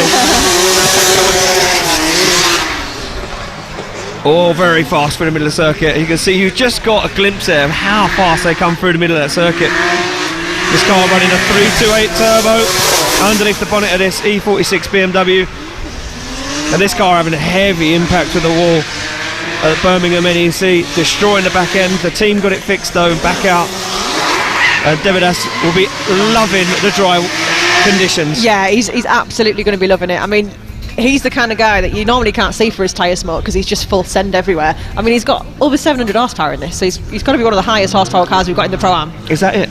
Yeah. It's just a mere 700. Could he not have squeezed a couple more out of it? Could have got 1,000. 739 it says here. 39, the 9 counts. It does. The 9 definitely counts, especially when you're at the pub. When you're bragging at the pub to your mates. Okay, yeah, I see what you're saying. Yeah, when fair enough. Bragging rights. Yeah, fair. So Davidas, representing TH Components of Red Car Tyres, Autofab and Turbo Systems, waits to come off the line, and you can see those tyres on the back ready to be destroyed. As, we just replaced the clipping point. We're just replacing the clipping point there in front of the judging tower. So don't forget, if you are local and you're thinking about coming down, get yourselves down. Looks strong at the moment. Looks like it's going to be dry for the rest of the evening. A little bit chilly. Not going to lie. A little bit chilly. But it's dry. Not going to lie to anyone. It is chilly, but it is dry. So get yourselves down. We've got some pyro going on tonight. The lights are going to be on. And Devidas will be on show as he fires that car into the outside zone. Very tidy job so far, nice and deep into both of those outside zones as he comes through the middle circuit. A little bit shy as he scrubs some speed a little bit too early there, but nevertheless he does pick up that front clipping point, which is where he went very wide last time. Nice transition through the middle of the circuit now as he gets himself onto the wall. And you can see him slow the car down the handbrake there, that sacrificed that line and moved himself away from the outside zone. He has to work now to try and claw back some points. He gets into the roundabout. Big angle from Devidas as he takes down the clipping point, but nevertheless finishes up the run. Pretty impressive run overall. Couple of shallow points there. I mean, how are they going to score that there where he's taken out the clipping point altogether? Are they going to class that as he's too far over? They're going to, well, look, he wasn't that far over. He didn't run over the whole cone. He just took it down with the back bumper. So they won't mark him down that much for it. But nevertheless, it will be a points deduction for Devidas because those codes do denote the track limits there. Yes, that's so there we go. And that has been reflected in his score, a 43.3 for Devidas Petruskas. Not bad, like you're saying. Could be just safe to get a score on the board, but we've definitely seen stronger from him. So let's see what he brings in his second qualifying. So on the line next it will be this man, William Hanna. And smiles all round for Hanna right now in this Tarmac Sports Nissan Skyline R33. So thumbs up all round, he gets the go for his sighting lap. And William Hanna, the renewables O&M manager from Limbaddy and Londonderry. Nissan Skyline R33 RB25. Underneath the bonnet, 562 horsepower, representing Tarmac Sports, AMB Wraps, CMT Contractor, OP Oils and Rolling Road Services. And he said, bye bye old grey rocket bunnies. If you've been watching live streams here at the British Drift Championship for quite a time, you'll know that Willie Hanna's had seen the same car for a very long time, so mixed it up for the final 2 rounds of the championship and re-wrapped it, new body kit, got rid of the rocket bunny kit, and this car turned up and everyone was like, who is that? Who's that guy? Who is this guy? And it was Willie Hanna just in a transformed car, and it looks awesome, doesn't it? Certainly does, and bring a little bit of light to a very glum and dreary looking Buxton Raceway right now. We need the reflection. Might bring a bit of light, a bit of vitamin D to us all today. So Willie Hanna, as you can see, put some lights in the wheel arches, you know, going for a different flair there. Fair enough, like it, unique. Very unique. So after his practice run, he will pull up to the start line for his first qualifying run. And Willie Hanna is away. Took the top step on the podium in Driftland. Well, can he replicate that again? You can see a little dab of the left foot brake, but he's way out of that outside zone. You can see him sacrificing these clipping points now. It's a very poor run for Willie Hanna. He needs to really pull his socks up here. Again, shy on the outside zone, but not going to be too harshly scored by our judges on that section of the track. He puts the floor as he comes past the judges tower as he takes down that outer zone. And onto the wall he goes, but once again he's going to sacrifice that line. You can hear him really working that car. Just about dips the wheel into the outside zone now as he makes his way down into the roundabout. Willie Hanna flicks that car and lock. Little dab of the left foot brake. Navigates his way around across the line goes Willie Hanna. Impressive run there by Willie Hanna. He hit some good clips, but was it enough to get some high points up there in the qualifying? We'll soon find out from the judges. Their scores will be dropping in just a second. Middling scores, like you estimated earlier, in high 40s, 48. Hanna. Yeah, not the highest of scores, but yeah, sacrificing some of those outside zones hurt his score massively. But nevertheless, he does get a score on the board, and especially with the amount of zeros that we've had so far, Willie Hanna looks comfortable. I'd say it might just be enough to get that safe score for him and get him to stay in the qualifying. So those guys making their way off circuit, and we'll bring out 4 new drivers. And first of those to take their qualifying run will be Ian Rutherford. Yeah, Ian's from Newcastle Town and Weir, so he's up my way up, right up north. Right up north. Right up north. I mean, this is north for you, isn't it? Anything past the top of the M25 what is north for me. Yeah, okay, we're proper north. Anything really, past Watford is north. Yeah, fair enough. Anything south of York for me is just south. The south. The south. Yeah, just exactly. The south in general. Exactly. Yeah, there's no designated areas. There's no. It's just the south. It's just one place. Perfect. So Ian Rutherford comes off the line. and it's a supercharged V8 S13, BMW 4.4 V8 underneath the bonnet. And Rutherford, an OG, a legend. Isn't he? Absolutely. 450 horsepower in this. And he's a guy that's got a lot of seat time in this car. He knows it inside and out. Yeah, he hasn't changed his car for a very long time, you know, just got that car built, got it working, stayed with it and just drove the car and just kept driving it and driving it and driving it, giving him some consistent results this year in the championship. I do believe he's sitting 6th in the championship as well with you know, with that consistency. Yeah, sitting 6th in the championship at the moment is Ian Rutherford. So just goes to show you, having that consistency, knowing the car, having the car that it just works, you know, constantly in every single event, proves that you can, you know, get yourself way up in the order. And I think that it's only for the fact that Josh King, Louis Edwards, Cowley and Cunnington have been so dominant, you know. Yeah, they've just had some storming runs, haven't they? Yeah, they've just held everyone else back. But apart from that, I think Rutherford could have found himself way higher up the order if he would have had a few more podiums. Well, that's it. You've got Ian Rutherford there in 6th, and you've got Paul Cunnington. They've been really consistent. Yeah. It goes to show you don't necessarily need those storming wins. They help, absolutely, but you can have the top 8 finishes, and you know, just outside that top 4, they do help massively. So as you can see, the battered and bruised S13 there of Ian Rutherford sits on the line ready to go. We get the thumbs up all around, and Rutherford makes his way out for his first qualifying run as he fires that car in nice and high up onto the bank, very deep into that outside zone, washes out of it straight away. Now he will look back for the wall once again, but he sacrifices those outside zones ever so slightly. Nice speed as he comes through. Oh, very deep to the wall goes Ian Rutherford. Can he get that car close to that front clipping point? Not sure from that camera angle right there, as Rutherford fires in front of the judging tower, destroys that outside clipping point just to make sure he got it there. He took it out in style as Rutherford gets himself back high up on the bank once again, just around about now to negotiate for Ian Rutherford. Comes down, nice line and tidy job as he takes down one cone, puts a foot to the floor, almost takes the back end off the wall, and across the line he goes. A very good job there from Ian Rutherford. Brilliant, and a perfect example of the consistency that we do see from Ian as well there. Definitely making a point of taking them clipping point cones out. Yeah, that was just a statement, like, yeah. Boom, stamped it, of authority. Exactly, and the scores are dropping in very high there. A little bit less from one of our judges there. 72 for Ian Rutherford, putting him in 3rd position in qualifying at the minute. Well deserved. Yeah, brilliant run. Bit of a split judging panel there. Ben not really liking what he see there. The other 2 guys rewarding Rutherford for those runs. We go back to the start line. We do see Luke Barker. So Luke Barker finished 2nd in the Drift Games National Championship. Unfortunately, just hasn't found that form in the UK so far. Look at him, thumbs up to the car. Had a lot of car issues, drive shaft problems, prop shaft issues.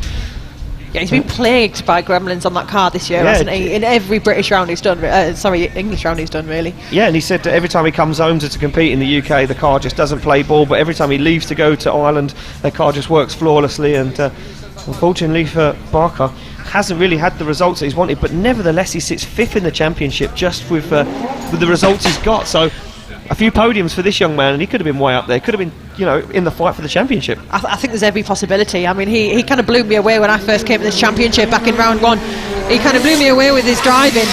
He's got a lot of skill out there. It's just unfortunate that his car's been letting him down really this year, because he really does deserve a place right up there in the championship, because he's a great driver.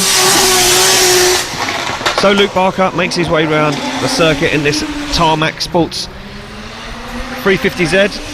The mechanic from Chorley in Lancashire, 2JZ under the bonnet, 600 horsepower, representing Perflux filters, Tarmac Sports, Firefly Speed Shop, Voodoo Vinyls, Moose Juice, Elite Transmissions, and Wax and Away. And Barker would have been one of the guys that would have been hoping for the rain. That car performs really well. Would have been praying for dry weather. That car performs really, really well in the dry, and it's very fast. It's one of probably the fastest cars on the grid, that and Josh King's. So he would have been, you know, looking for a little bit of dry weather here, the wind to dry the track out. And right now it looks like he's in his element. You can see him there just scrubbing the front tyres, making sure that car's ready to rock and roll. Getting a little bit of heat in those front tyres is paramount here. Absolutely, and I think you don't always at the beginning of the season I wouldn't really have thought about the front tyres. You kind of think, well, it's rear wheel drive, you want to light up and get some heat in the back. The front's really important as well, because that's where you're pointing, isn't it? You're steering from there. It certainly is. Look, a lot of these guys running so much grip on the back of the car now that they're suffering with a lot of understeer issues, and the front of these cars just want to push themselves in understeer. So very, very important these guys get heat in the front tyres, especially as you're firing it in third gear at an immovable steel and concrete wall. So Barker off the line for his first qualifying run. Nice and high up onto the bank he goes, gets himself into the outside zone. Very tidy job from Luke Barker right now. Nice and deep onto the wall he goes.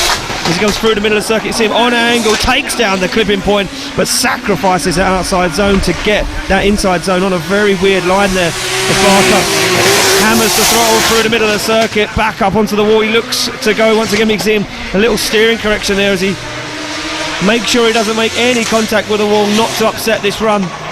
Down into the roundabout goes Barker, taking the back bumper all the way to the edge of the circuit, to the wall and across the line. Yeah, I think that's going to give him a decent score to keep him safe so far in the qualifying. I've definitely seen stronger runs from Luke, but in fairness, his car is on form at the minute, so let's just get him out there and let's just get him qualifying. That's what we want to see. So the judges are dropping a score in. Not bad at all. He'll be happy with that 67 for Luke Barker. Yeah, so 67 for Barker on his first qualifying run, and now we're getting to the top four. This is where the championship fight really comes alive. Up first for their sighting lap, it will be Mr. Paul Cunnington. You can see him, big smile inside that car. This is the weekend that he can make it happen. That's it. It's kind of all or nothing now, isn't it? I mean, he's going to be secretly hoping and praying that luck goes his way and he gets some good points and some of the other contenders don't. That's the only way he's going to be able to get up there, but he just has fun every time he goes out and he just loves to be part of it. I think, as everyone holds their breath just then, I think that's Paul Cunnington's downfall. Yeah. He forgets what he's doing and he just says, I'm having fun here. And this is what it's all about. Look, there's no harm in having fun. And I think Paul Cunnington every now and then just smiles a little bit too much, and forgets about what he needs to do. Yeah, you're probably right there. But nevertheless, Cunnington putting on a real show there on that sighting lap. And spotters on the radio would have said, well, you know what, buddy? If you could do that again, that's going to be way up in the order. Pretty much, so that's all he needs to do. But then, like you mentioned earlier, you're going to sit there now on the line thinking, I have got to do that again, exactly the same. Yeah, and consistency's been a big part of this championship, because these guys, suffer from that, especially in this Pro-Am rank. Consistency, this is what Pro-Am's all about, building consistency, getting these guys, dialed in as chase drivers and lead drivers. And can Paul Cunnington be the guy? Can he replicate what he's just done and put in an incredible score? 77 to beat as he comes screaming through the gears, fires that car in nice and high up onto the bank goes Paul Cunnington. No regard to the back end of that Nissan S14 as he looks for the wall once again on outside zone 2 through the middle of the circuit. Absolutely flying is Cunnington. He's going to be very deep onto the wall. As Cunnington, you can see him just dab a little bit of left foot brake to slow the front of that car down and get it in the inside clipping point. Foot to floor through the middle of the circuit now as Cunnington, looking very strong, gets up onto the wall, takes the back end along the wall. Cunnington into the outside zone, very deep goes Paul Cunnington now as he comes down to the roundabout. Can he finish this one off in style? As he puts the back bumper on the cones, to the wall and across the line. Buxton makes some noise for Paul Cunnington. What a run. Unbelievable run. The judges are applauding him here in the tower as well. We did say you'd be sat on the line thinking, can I do that again? And he did. He did. He delivered and consistency. Whoa, look at this. A 90 for Paul Cunnington. Wow. He will be over the moon with that score. It's put him in first position in qualifying, and that is exactly where consistency gets you. Well, there you go. Consistency is the key, and it just goes to show he's done two very, very good runs, one after the other, and he scored way up the order. He takes qualifying at the moment. Now, this is just the first runs. We've still got 3 drivers to go on these first runs, then we go back and restart it all again up first. It will be Martin Cowley. So Martin Cowley drops the visor, business mode engaged. Can he do it? Can he take the championship at this event? Everything to play for right now for Cowley. One sighting lap to get a feel of this track, and I know the team Locked and Loaded guys are here in mass attendance cheering him on. And as I mentioned earlier though, Cowley not looking that confident in the WEC. Could the drive be what he needed? Is that what he wanted? Was that what he was looking for? I'm hoping so, because he's had some really good scores this year in the dry. He's one of those drivers, he hasn't quite got the consistency that he needs. He's had a couple of scores that have sort of dropped a bit too lower than he wanted to have them. It's almost like the championship's like within his reach, but he can't quite get hold of it. Yeah, it's just like he's on the top shelf. It's like he's on the top shelf and he's just 4 inches too short to grab it. And Basically. And Martin Cowley. But he's got the potential. That's what's frustrating to watch, because he's got the potential. He certainly has, and some of the chase driving we've seen from this guy and some of the battle driving we've seen, it's been intense this season. It's been unbelievable. So Martin Cowley finishes up that run, and he would have been on the radio to the spot saying, well, you know what, car feels good, it's got enough grip, where did I go wrong, what did I need to push out for? He'll make his way back to the start line and nervously sit there saying, well, this is it, this is where it all comes down to, 6 rounds of championship. Can this be the round where I do it? Can I stand on top step? Can I beat Josh King? Light bar on. And off the line comes Martin Cowley for his first qualifying run of the final round here. Look at this very aggressive flick up onto the wall, but he's a little bit shallow, does manage to work it out there. Starts to clutch kick that car, really work the throttle. You can hear him driving that car to the limit as he comes through the middle of the circuit. Absolutely flying. He's going to be very close to the wall. Goes Martin Cowley. This is incredible. A little dab of the foot brake there. Shallows up the angle as he comes through that front clipping point. Now pushes nice and wide through the middle of the circuit. Deep into that zone. Back up onto the wall he goes. Martin Cowley dragging the back end of that car. Takes the end plate off of the spoiler on the wall into the outside zone. He goes very deep. Puts it on big angle as he comes in to the roundabout. Takes down the clipping point. Takes down another cone as Cowley stamps a mark of authority on that run. I knew straight away you'd hear that fan club over there in the grandstand cheering for that. What a fantastic run. And that's just showing exactly why Martin Cowley is third in the championship so far, because when he brings it, he brings it. Wow, that was a statement from Martin Cowley right there. He absolutely laid it down. Scores dropped in. There we go. Look at that. A quick one. 88 for Martin Cowley. Sits him in second position at the moment. And there is a fight evolving at the top of the championship. Up next for their sighting lap will be this man, Louis Edwards. What can we say about Louis Edwards? I mean, he's been amazing to watch this season. Incredible. Only one podium this season. That's all he's had, is one third place podium. He's managed second in the championship. Second in the championship. Just goes to show you how consistent this guy has been. Well, in the rain he was flying, and look at this, he's flying in the dry right now. As little Louis Edwards makes his way around Buxton circuit. Incredible speed carried through the middle of the track there. And Edwards will be feeling this one out, finding out where he can push this car. And where are the sketchy parts? Where are the parts that no one really predicted? Look at that speed he carries as he gets himself back up onto the wall again. Almost taking the back bumper off. This is just a sighting lap, Louis. I know, that's it. I mean, relax, man. You've still got your qualifying run to try in a minute. He's another driver that's quite consistent. Calculated. Yeah, very technical, very calculated, and you know what? He's very consistent. So I know he can do this one again. He'll sit on that line and say, well, that was easy. Can I push a little bit harder here? Can I push a little bit harder there? He'll pull up to the line. We give him the thumbs up all around. And as Louis Edwards pulls up to the line, I want to do a shout out to somebody, a good friend of Louis Edwards, someone that follows these guys around. It's Heath Bamford.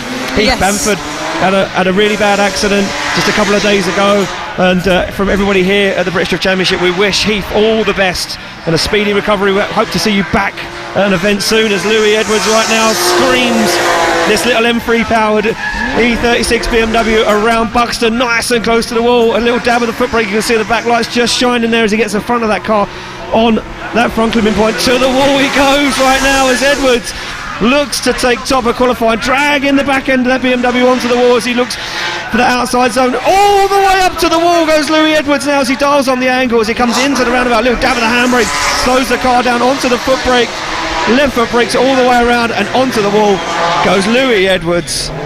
Fantastic run. I mean, this is what we've come to almost expect from Louis now. I mean, he put in probably one of the highest qualifying runs we'd ever seen at Wigan. I mean, is he going to do the same thing again today?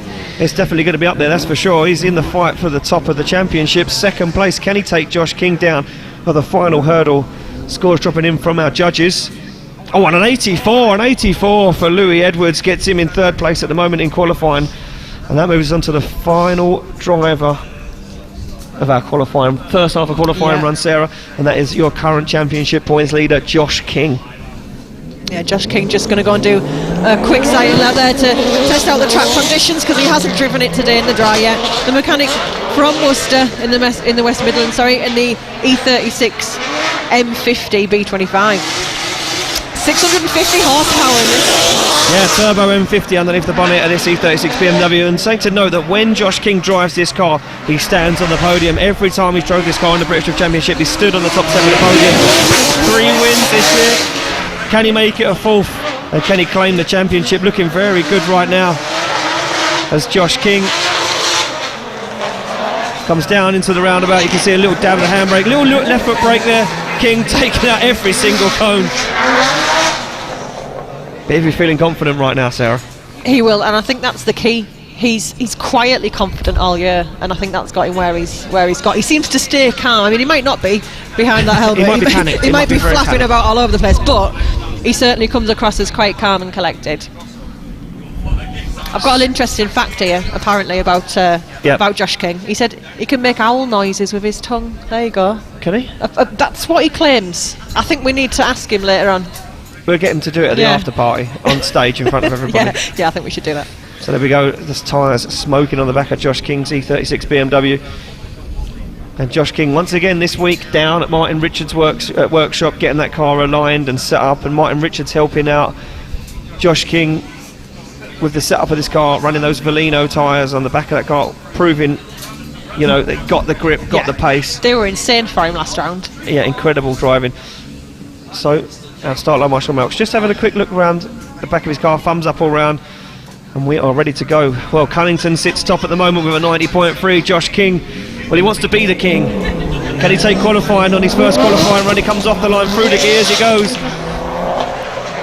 A nice slow initiation though for Josh King, just shy on the outside zone. You can see him, you know, about 1.5 meters away from the wall, so he would have been just catching the tyre in the outside zone. Very fast through the middle of the circuit though, not so close to the wall, but he's going to wash very wide on that front clipping point now.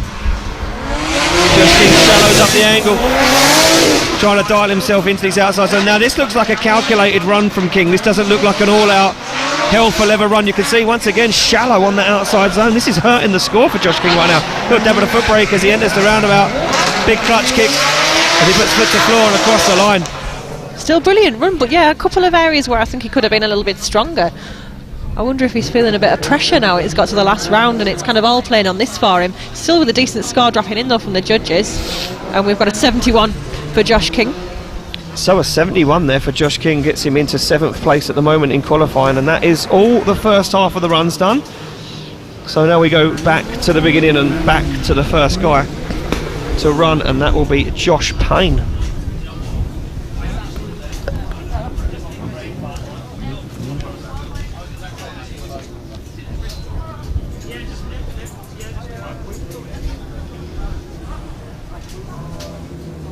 So Josh Payne will just be getting himself lined up there, ready to do his second qualifying run.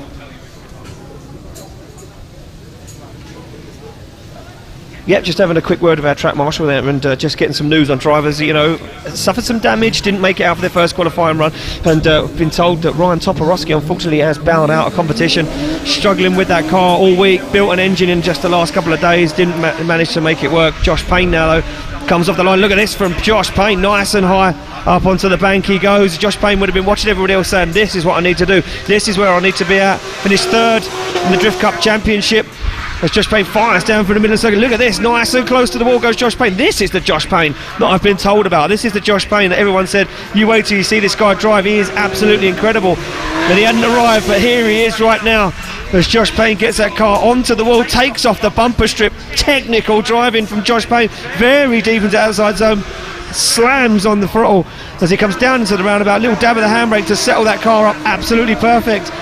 As he gets nice and wide, big angle on 90 degrees to the wall goes Josh Payne. Fantastic. I think they were right, Ian. He's definitely going to be one to watch, this guy. Brilliant run now. I wonder how that's going to compare to his first run. It was a little bit tentative, but then he was the first guy out on the track as well earlier on, so that pressure is going to definitely add.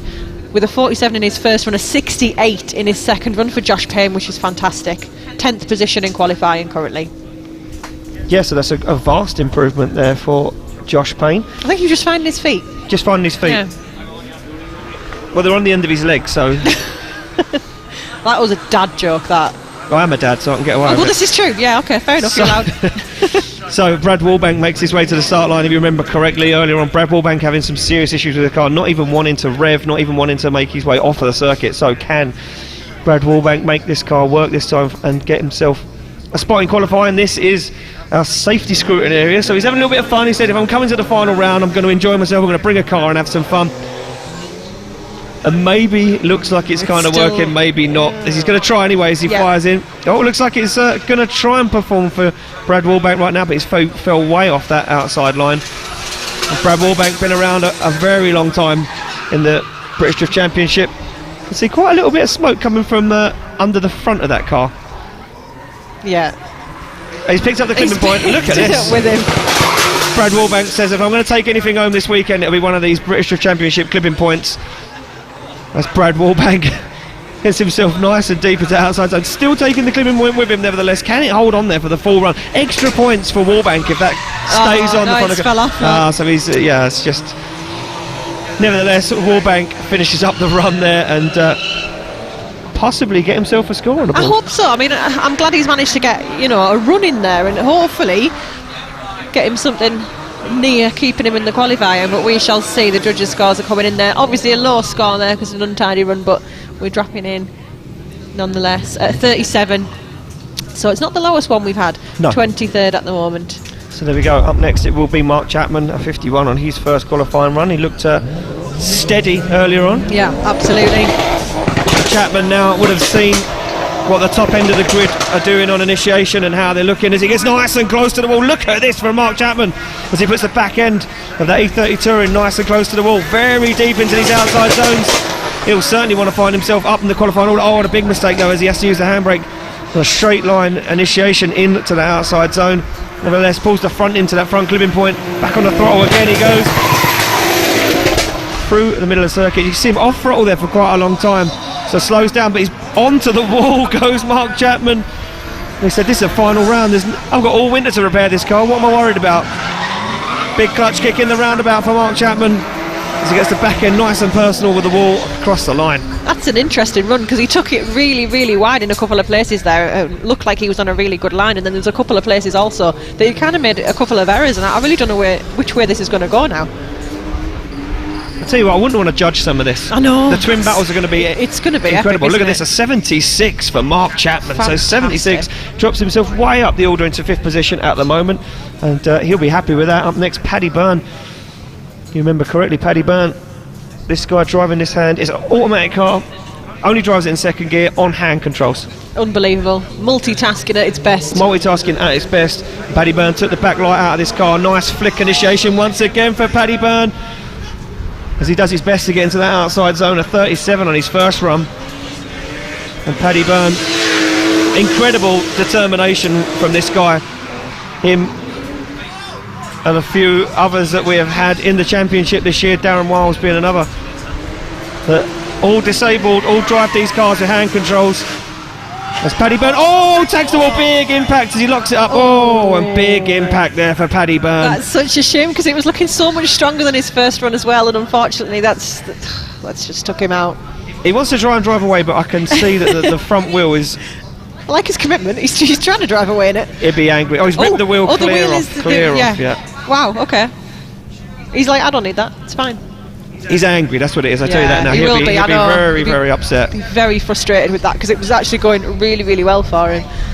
And again, it's another example of where you can see if you tag the wall with the back of the car, it kind of pulls the front in, and you could see he shut it off. Yeah. But it was too late. The momentum pulled him into the wall anyway. Yeah, and that is it. I mean, if you lift off the accelerator, trust me, from experience. Yeah. If you tag the wall and you lift off the accelerator, what it tends to do is pulls the front of the car in because the car automatically wants to turn in. You can see there he hit the wall, he lifted off the throttle, and the car automatically turned in. It's your natural reaction, though, isn't it? And I mean, I'm going to say it now. Like Paddy Byrne will know that he should have come off the brake and let the car roll because it would have made a lighter glance at the wall, but at that time, as it's happening, everything's in slow motion. Absolutely. And all you want to do is lock the car up on the brake. So it's your natural reaction, I think, when you're driving, and a few people have said if you're in that scenario, just send it, just keep it lit, and you might actually hit the wall less.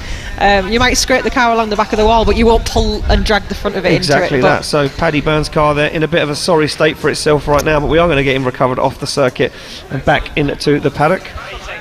And Paddy Byrne He'll be upset that he's damaged that car, nevertheless, but he will, he'll get it fixed. He'll get it fixed. I have no doubt. I've absolutely Pretty sure no he's doubt. driving in the Drift Matsuri in a couple of weeks' time, October the 26th, I do No pressure believe. then, he's going to have to fix No it now. pressure, no pressure.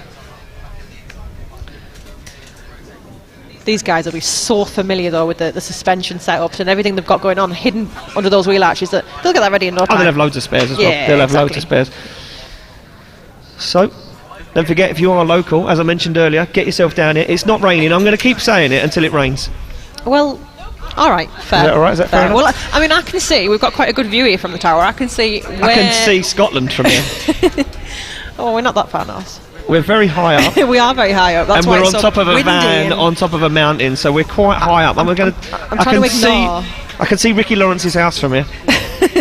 I'm trying to ignore the fact that we're on a tower, on a mountain, fine, because it's we're fine, it's swaying around up here in the wind. Yeah, so don't forget, if you are local and you're thinking about popping down, tickets on sale all weekend on the gate. Pro-Am competition starts tonight at around 6:30, I do believe. So 6:30. live again There we go. I'm getting good at this. Yeah, It's only there been we go. 6 rounds of competition. We're getting there. 6:30 we start top 32 competition. We do go under the lights. A championship will be crowned tonight. Who knows who's going to take it? Going by qualifying at the moment. Who knows? It literally is anyone's game at the minute. And then there will be a party at the back of the paddock. There's a tent there serving some drinks. You can come and party with the drivers and the crew. Tomorrow is our pro competition, that one not to be missed. We're throwing some extra drivers in the mix. The return of Matt Carter all the way.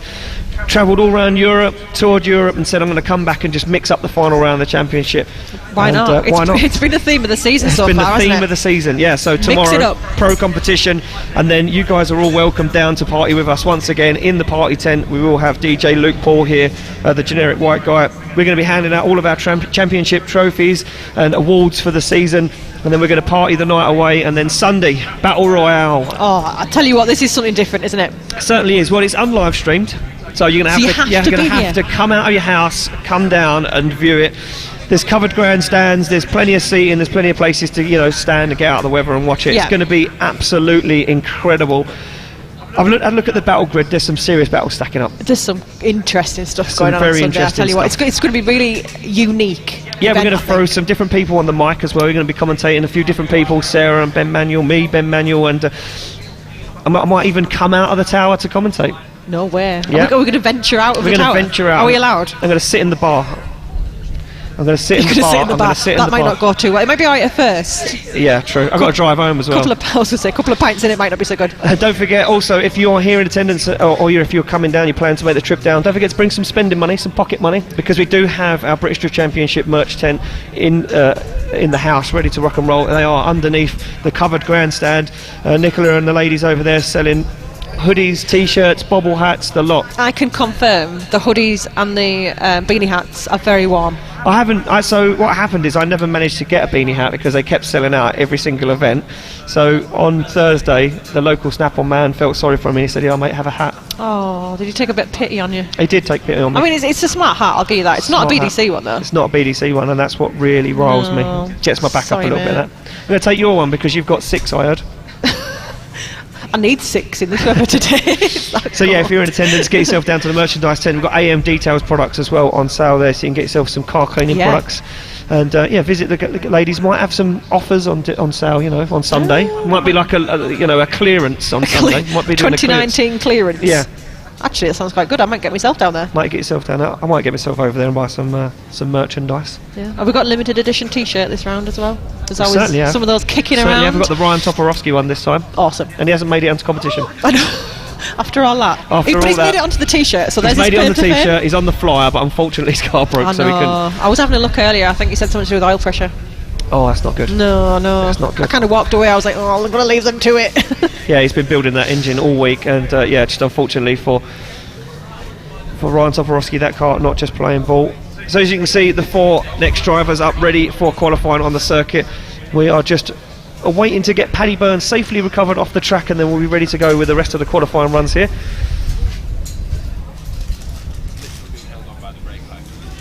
Oh wow, so the wheel, apparently we're just being told by our track marshal Toby in the tower that the front wheel on Paddy Burns' car is only held on by the brake line. Wow. It must be a Hill Performance one. Well, clearly, if it's holding all that on. That's the only thing holding that wheel That's on right quite now is a Hill amazing. Performance brake line. Just goes to show you the strength and integrity right there. That's product quality. Product isn't quality, it? yeah. It hasn't compromised its structural integrity. Wow, don't get too I technical. know, that's Don't what get you're too going to get, because technical. I'm going to start getting cold now. So Andy Sykes there waiting for his qualifying run along with Jamie Stanton. Jamie Stanton come out flying. Tell you what, he came out of nowhere. 77, but he's, the scores have jumped up quite considerably though They since then. have, but he's still up in there. He certainly is. So You can see those guys waiting to go. half a spoiler on Sykes' car there as well. He said to me, he said, look, I've got a whole year to rebuild this car. I do believe he's going to have a little bit more time out. He's going to rebuild this car, come back with a different power plant, a rework chassis. Maybe for 2020, he said he's not too sure yet, see how it goes. So he said, this car, well, it's just surplus to requirements. So if I destroy it here at Buxton, who cares? That's kind of dangerous though, isn't it? Because anything's possible then when you've got that attitude, when you're not precious about it too much. So there we go, you can see the jack being put under the front of that car, just trying to get it off the circuit. Not an easy job for these guys. It just goes to show you the strength of that front bumper bar. They're lifting it up, lifted the whole car. Absolutely. I think it's quite interesting if you get the chance to have a little look around the pits area as well, and a closer look at the cars. They're not quite like road cars, are they? If you look underneath, they're very far removed from a factory road car. Yeah, if you look at the structure underneath, there's some really cool stuff going on. Yeah, a lot of these cars, go extensive amount of work to get where they are now. And open pits here as well, so if you want to get yourself down into the pit area, have a chat with these guys, have a look around their fine machinery, you can do. And they don't bite the drivers. I've heard one or two of them do. Not going to get into that one. Not getting into that one. Depends if they've won. So as you can see there, those guys on queuing up ready to go, and we're just going to take a look at some highlights from qualifying that our amazing team have put together. You can see Paddy Byrne there with his light hanging out with that car. Easily replaceable, it's fine. Yeah, and Cowley absolutely come out swinging, took the end plate off that spoiler. That was a fantastic run. It was a fantastic run. It didn't look like it started the greatest, but I tell you what, it finished the greatest. And it did. There we go, Jamie Stanton really proving himself here at the British Drift Championship. Yeah, absolutely, kind of a guy that's come from nowhere and gone, I'm going to mess this, I'm going to shake things up down here. Yeah, he certainly has. Dan Tyler there making his way around, you can see, very tidy job there. And that was when the track was still kind of patchy. Yeah. You could see as he got into that outside zone, he put foot down, and it was just still very damp on that part of the track. So just being told as well, a little bit of background information from the nerds in the van. There's still 7 guys sitting with a 0. 7? 7 drivers still I knew we'd had a zero. few. I wasn't quite sure it was that many. So 7 drivers sitting with a 0. So still all to play for, and qualifying spots, look, they're still up for grabs. Just goes to show you the pressure at the final round. It's really interesting, isn't it? Because compared to other motorsport, you've got 2 chances here. That's it. 2 chances to qualify. Sometimes 1. Yeah, exactly that. I mean, you get two chances at it, which most other motorsports, you one race and you don't win it, you're out and you've gone home. Yeah, that's it. I mean, even if you qualify badly, you've still got an opportunity to get in a race. If you're on a kind of a proper race meeting with drifting, you've got that two opportunities to qualify. If you don't, it's tough. You don't even go through to the battles. Exactly that. So as you can see, some more highlights. As David Ass there, just popping a wheel over the curb, and we've got some lighting in the tower. So we've got some. Gifted with a few lights. So those 7 guys, all they need to do is a safe run really, because a score of 20 would potentially get them in the show. That really is a safe run, isn't it? So if they get that, they're in the show regardless. Super safe run. See, that's what shakes it up as well. When you've got so many drivers that get a 0, we've had this before in a couple of rounds where we struggled with the weather, and you end up with so many drivers not qualifying. It means that it's actually easier for the remaining drivers to just put in a safe run and qualify themselves. Yeah, I mean, make it round, and even like I say, a 20 or a 5 would score you. Potentially. That's all you need. You just need to get around. You can see that a big accident from Nerigis. And I wonder if he's going to make it back out. I wonder if he's going to get that car fixed. I hope to see him back out there. I'm hoping that's going to be relatively easy fix in the pits. I'm sure the team are all over it right now. So it does look like Paddy Byrne's car is making its way off the circuit.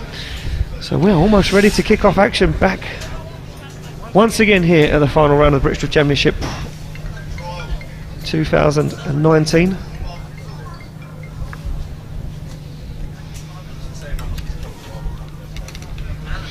Yeah, they're just getting the all clear there from our track marshal Toby, so he is telling the next driver to warm their tyres up, and that will be Mike Lardner. If you remember earlier, I said he only had one practice run all day. Yeah, and he put in a decent run, so he's got a lot of potential to put in a safe run now. Yeah, he certainly has. I mean, he can. He scored a 44, so technically he's in the show. He just needs to, find his feet a little bit and get another run under his belt. That will help him out massively. So absolutely. I mean, even the seat time alone is going to be valuable to him at this point if he's had one run earlier. One run all day. So there we go. Thumbs up all round, and we are ready to kick off qualifying once again. No practice runs, straight into it, straight business. As Mike Lardner in this Nissan Skyline R33 comes off the line, and what can the mechanic do? Nice handbrake, drag, initiation. That's going to slow him down though.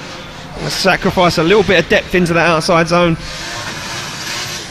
As Mike Lardner once again stabs a handbrake ever so slightly, but it's a big drag through the middle of the circuit, and that's going to hurt his score massively from the judges. As he looks for that front clipping point now, Mike Lardner comes in front of the judging tower. And you can hear him once again on that rev limiter, absolutely giving that rev limiter death. And I think the gearing very much wrong here for Mike Lardner. He's got it wrong, either problems with the gearbox or the wrong differential in the car, because fine on the slower stuff, on the faster section you can hear him really working that rev limiter, and just doesn't seem to have the legs to make it round properly. Yeah, that was something that you spotted earlier as well, wasn't it? You mentioned that. Good ears, well done. Good ears. Good listening. So Mike Lardner finishes up that run, and another score drops in. 44 in his first. It looks like he's just going to beat that and add a little bit to it, with a 50 for his second run, putting him in 19th. He's in the safe zone. He certainly is. 2 scores on the board for Mike Lardner, and that will get him in the show later on today. As we move it along back to the start line, we do see this man, Jamie Stanton, come out earlier, absolutely swinging, and held on to the top spot in qualifying for a long time. What can he do on his second qualifying run? 1JZ powered E36 BMW Touring. He knows he needs to be on the wall, and he's certainly going to go for it right now as he gets that back bumper nice and deep into that outside zone.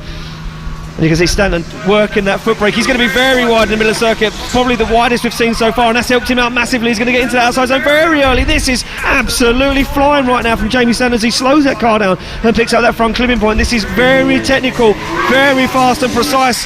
Oh, and he goes for a big handbrake drag in the middle of the circuit. Looks like maybe a gear shift issue for Jamie Stanton as he gets back up onto the wall once again.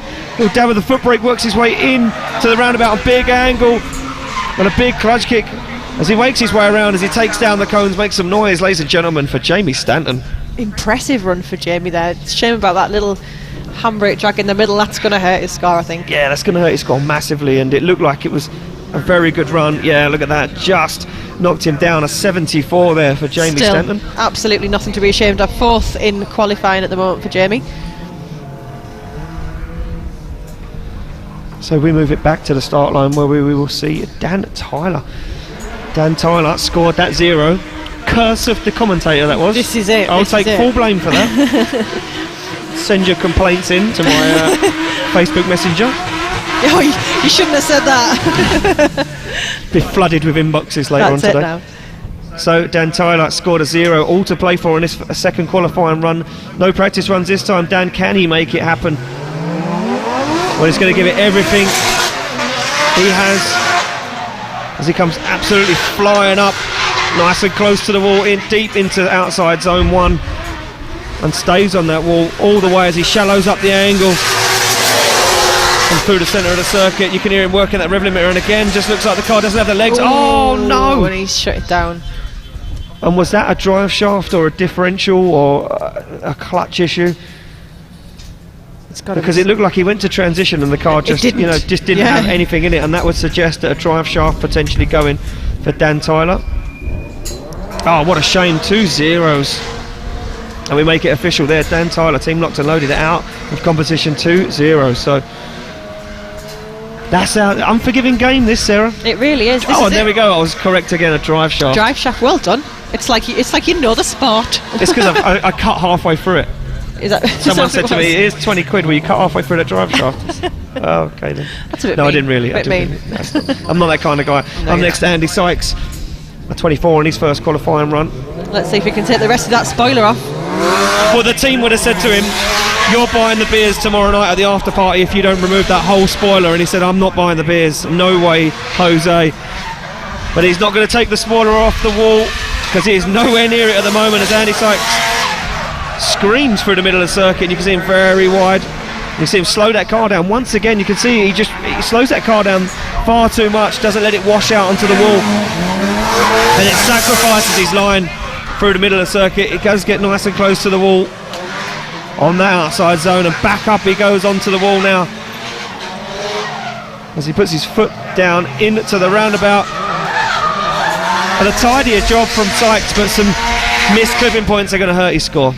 Yeah, definitely, and I think that was the same place that caught him out last time. We've got that really long run through the middle of the circuit, and it's getting that speed right, and I guess the confidence as well to let it wash through. And it's coming in as a pretty decent score though, so he's going to be very happy with this 61, putting him in 16th position for Andy Sykes. 61, getting you a mid-pack score now. That's in the top bad. 32, so not bad. He'll be happy with that. Yeah, as those 4 drivers make their way off circuit, we bring on another 4 contestants. Excellent. Contestants, like a game show, isn't it? It is like a game show. It's a circus, that's what it is, a travelling circus. And look at this. I'm seeing in front of me a guy that took his car to the wall incredibly hard earlier on, and that is Igis Minelga. He missed his first qualifying run. The team were in the pits fixing that car backwards into the wall. He was the only person today that hit the wall that hard backwards and destroyed the back end of that 3800 ZX. And Minelga gets that car fixed, back out, ready for a second qualifying run, ready for a shot at staying in the game. I didn't doubt they'd get it ready. I think most of the back of that car is probably duct tape at the moment. Yeah, it's fine. Damien Chopin now sits on the line in this one at JC E46 BMW Compact. And Chopin with a 66 on his first qualifying run, so nothing to lose, all to gain right now as he gets much higher up on the bank this time, much closer to the wall. As he shallows up the angle, coming down into that outside zone. A very nice line through the middle of the circuit goes Damien Chopin. Little dab of the left foot brake there as he finds that front clipping point. Damien Chopin looking very comfortable, very consistent. Little flame pops from the bonnet from the external wastegate as Chopin glances across at the wall, gets nice and deep into the outside zone once again. Chopin on an absolute flyer right now as he sends that car down into the roundabout. This looking like it's going to be a big score from the judges as Chopin takes it across the line. Buxton, show you appreciation. That looks like a very, very neat run from Damien Chopin there. I hope the judges are going to score him well. I hope that we haven't missed something that they've spotted to mark him down on. It looks like it's pretty good. And he's dropping in at a 76, so he's topping his first qualifying run. Yeah, moving himself up into 6th position, and Chopin will be very, very happy with that. Looks like that car and him dialed on this circuit as we go back to the line, and it will be Chris Parnham. Chris Parnham in this S14.5 RB25 underneath the bonnet. And Parnham, if you remember rightly, had an absolutely flyer of a sighting lap. Unfortunately, when it comes to the qualifying run, it wasn't so good. And now Chris Parnham needs to make this one count. A 36 on his first qualifying run, so he's going to want to climb himself way up the order. As we mentioned earlier, a lot of guys sit on a 0, so just getting a score on the board will get you a place inside top 32 right now. As Chris Parnham makes his way around the back end of the circuit, past the judging tower he goes, absolutely screaming on the rev limiter, gets that car close to the wall, lets it wash. Very tidy job there from Chris Parnham. Gets on the throttle and sets himself up nicely as he makes his way down into the roundabout in the final 2 clipping zones. And another run in the bag there for Chris Parnham. Yeah, decent run from Chris, and he'll be just glad to be back out there after the damage he suffered last time, so I reckon all of this he's going to treat as just a bonus. Let's get out there and let's get some scores and qualify. And yeah, he's definitely bettered his first run, dropping in at a 56, putting him in 19th position, Chris Parnham. So there we go, Parnham jumps himself up the order, and up next is this man, Igis Minelga. We spoke about him earlier, saying that this car took impact to the wall, destroying the back end of the car. Nevertheless, he has got it repaired and will take it out. This will be a sighting lap for Igis Minelga. So Igis will get a sighting lap. As you can see, not much but duct tape now making up the back end of that 300 ZX. Is it mechanically sound? Is it ready to do battle? Well, we will find out. And can Minelga put in a qualifying run? As I mentioned, this is his sighting lap. Yeah, he didn't make it out for his first qualifying run, so it's only fair that he gets a sighting lap just as everybody else has had the same chance to do that. And he's looking pretty comfortable. Yeah, I mean, look, he took that car to the wall in practice very, very hard, destroyed the back window, destroyed the back of the car, and they got it fixed, and he got himself back out. It takes a lot of confidence, you know, to jump back into it and say, I'm going to go again, I'm going to give it another shot, and even faster this time, because now it's dry, you know, he's going to be carrying a lot more speed through the centre of the circuit. What floodlights on? Someone's put 50p in the meter. Governor's put the 50p in the meter. Paid the Lecky bill now. We're back on. So Igis Manelga, after his sighting lap, pulls up to the line for his only qualifying run of the day. Can he do it? Can he put a score on the board? A battered and bruised Nissan 300 ZX comes off the line. VG30 underneath the bonnet.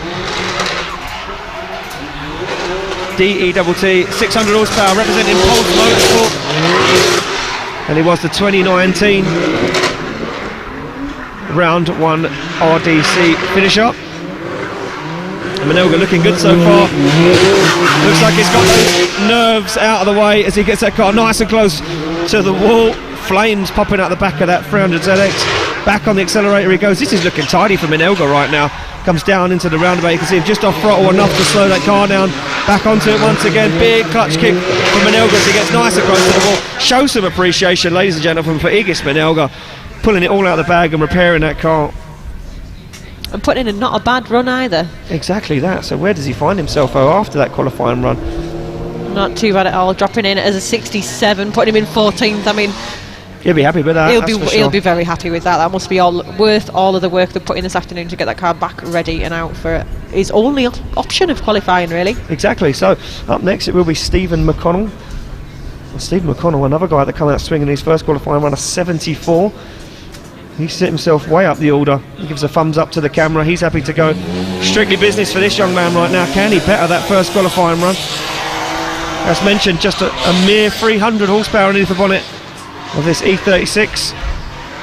And McConnell will have to really pedal this car now. As he comes through the middle of the circuit, you can see him just use the momentum and the weight of that car, trying to throw it on a shallow angle, but still keep it drifting. And McConnell, as I mentioned earlier, would have been praying for some rain, but nevertheless making it work in the dry. As he gets up into the wall, a little tag of the back bumper onto the wall, because Stephen McConnell deep into the outside zone as he stares down into the roundabout. And hardly any braking from the young man as he puts his arm out the window. He's happy as he takes it across the line. Yeah, that's some confidence right there, isn't it? Arm out the window as he crosses the line. He'll be very happy with that run. And his first one, he's having a strong day in general. Has he done enough to better it though? Well, he sits in 7th place at the moment with a 74. So, I mean, did the judges deem it better or was it the same? Possibly slightly less. Very similar score. Consistent though. And there we go, a 70 for Stephen McConnell. So stays where he is in 7th position at the moment as those guys leave the track and the next 4 drivers make their way onto the circuit. First driver to make their way round to the start line will be Chris Wright. Chris Wright in that Torken 350Z. Spun on his first qualifying run. So Chris Wright all to play for in this qualifying run. The software engineer from Grimsby. One of the VQ35 DETT. 550 horsepower. So Chris Wright pulls to the line, ready to go, gets the thumbs up all round, needs to make this one happen. Can he put a qualifying run down? Can he get himself in the show? Oh wow, and you can see handbrake to that car drastically change direction. You can see him left foot braking, trying to work the back of that car up the bank onto the wall, but it didn't work. But Chris Wright right now fires through the middle of the circuit, once again shallows up and slows that car down massively. But all he needs to do is put a score on a board. It's not going to be the tidiest of runs, and we all know Chris Wright wouldn't be happy with it. He'll dab with the foot brake as he gets that car back onto the wall. Looks for the outer zone, and again, very shallow on that outside zone for Chris Wright. It's into the roundabout, and you can see that car not reacting the way that he wanted it to work. Struggling to make it round, but nevertheless, he just about pulls a qualifying run together, Sarah. Yeah, like you say, he's just got to get a score on the board, I think, there, and at least he might be safe to get through the qualifying, but it's definitely a bit untidy. It's not what I'm used to seeing for Chris. He's still put a decent score in. I thought those missed clips would have hurted his score a little bit more than that, but 56, so that's nothing to be ashamed of at all. 20th position. So he can relax for a little bit now he's through. He can relax for a little bit, yeah. Depends who he gets in the battles. That is where he'll be coming up later on. And up next, Charlie Hume. He comes off the line. A 61 on his first qualifying run. This young man absolutely rocked the competition at Birmingham, and looks to be coming with the same form that he had then. Good transition, nice and deep. He gets into the outside zone. Very brave move there for Charlie Hume as he flicked that car through the middle of the circuit. Foot flat to the floor, this little SR20 giving everything it's got right now for Charlie Hume. He stares out the wall and into the outer zone. You can see him dabbing the foot brake, just getting that car set up perfectly for the roundabout transition. And Charlie Hume finishing up the final qualifying run for him this weekend. I love watching Charlie Hume. He's kind of coming into this championship and gone, yeah, look at me, I can do this. Yeah. He's so confident. Yeah, very, very confident, very consistent, well. Super consistent driver. So yeah, he certainly should be confident. Look at this, he's got some great abilities there. Good score dropping in for Charlie Hume. So a 71 there, 71 for Charlie Hume, puts him into 10th position at the moment, and a very nice statement there. As we get the thumbs up to this man, it will be Danny Maguire. Danny Maguire.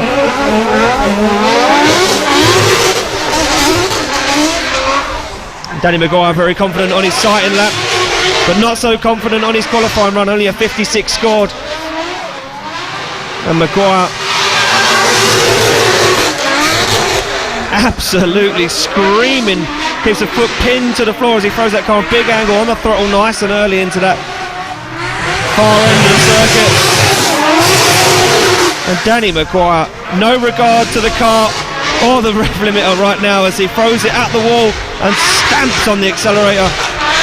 Maguire looks for the roundabout, nice flick, nice and deep, tags the spoiler on to that clipping point, almost stalled out but just about keeps it going, and Maguire brings it across the line. Fantastic. Another driver that's pretty awesome to watch. He just throws the smoke up there and likes to put on a show, and you can almost see him in your head, can't you, smiling all the way around, because he loves it out there. It's brilliant. 56 on his first run. What will he drop in on his second? Tell you a secret about Danny. Go on. I found out he's scared of frogs. Frogs? Frogs. Have you seen the size of him? That's why I laughed at the time. He could pick a house up. Yeah, he actually could. If you're in a moved house, Danny Maguire, when he moved house, Danny he just Maguire picked it up. Removals. Picked it up, put it on the roof of his lorry and drove it up the road. There's no van, he just picks it up himself.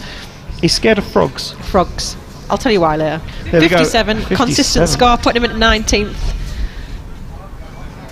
So Maguire, yeah, consistent scores, thumbs up all round to go for the next driver. Ash Jones, a 0 on his first qualifying run. Sounds like that car's working 110% right now. It's better. And Ash Jones is going to be screaming through. Can he get himself in the show? Well, all he has to do is put in a run of some form. And Ash Jones looks like that car is back, working 100% right now as he comes down through the middle of the circuit. Big handbrake drag though as he slows that car down into the outside zone and gets himself nice and close to that front clipping point. Transitions in front of the judging tower. Oh, and a big straight in there. Has to correct and reinitiate. Arm out the window as he waves to the crowd. Into the outer zone he goes. Now down towards the roundabout he finds himself. And Ash Jones knows his car's not 100%, but he's going to try everything he can to get himself a spot in the show. Tags the back bumper on the wall and across the line. Well, it's good to see that that car is back and he's got his arm out the window there. He's happy with that run. He just held that drift all the way around after the finish line. I think he was just happy and enjoying it was working. Yeah, exactly that. He was just happy that he got a score and it wasn't a 0. Definitely. And he's dropping in with a safe score. 46, putting him in 25th position. So Ash Jones gets himself a score on the board, and we are flying through the second half of these qualifying runs right now. As Will Gibbs makes his way onto circuit, ready to warm up his tyres and ready to take his shot at a second qualifying run.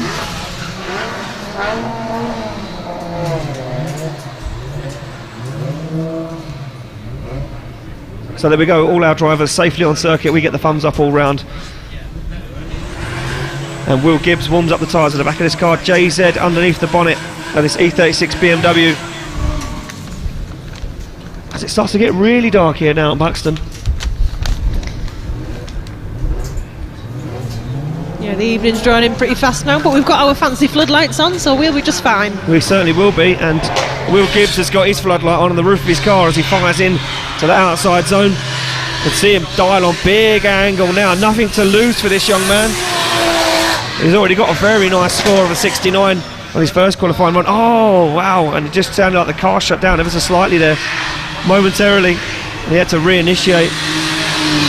That's going to hurt his score ever so slightly. Oh, as Gibbs tags the wall as he comes into the outside zone. Doesn't let it upset his line too much. Gets back into it, comes down into the roundabout, sets that car up perfectly for a nice smooth exit. And a big clutch kick as he finishes up the run.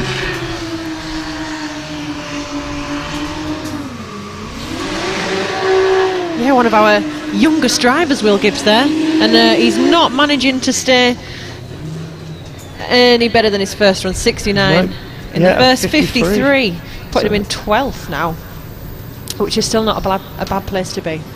No, stays where he is, as you said, Sarah, and he'll be happy with that. He'll be happy with that for the moment.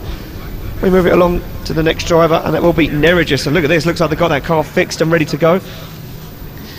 And Nerigis sitting with a 0. Just what we were hoping for, though. He's now got himself another chance to get just a score on the board in, and then he'll get through qualifying. Well, yeah, well, the team would have been saying to him back in the paddock, look, don't panic, just get a score and see what you can do right now. But Nerigis, he'll want to come out here and put on a show for the crowd. As you can see him throwing some big angle at it. And Nerigis absolutely on fire through the middle of the circuit. You can see him set that car up. He's angry. That's an angry man right there. That is a man possessed, just wanting to get a score on the board. He means business. Yeah, he's made it past his nemesis right now. Gets into the outside zone and looks for the roundabout. Nerigis thinking, I've got it right now. I've got a score on the board. And I came to put on a show, and I certainly did that. So Nerigis will get a score, and he will find himself inside qualifying. Absolutely, and it's relief to see as well, because his first run was going so well until that little clip with the wall, and he's dropping in with a decent score there, looking it's going to be in the 60s. 62, putting him in 16th. So a 62 for Nerigis, and a good job there from his team just to get that car fixed and back out. Up next it will be Matt Fountain. Matt Fountain, that borrowed car from Mike Wharton.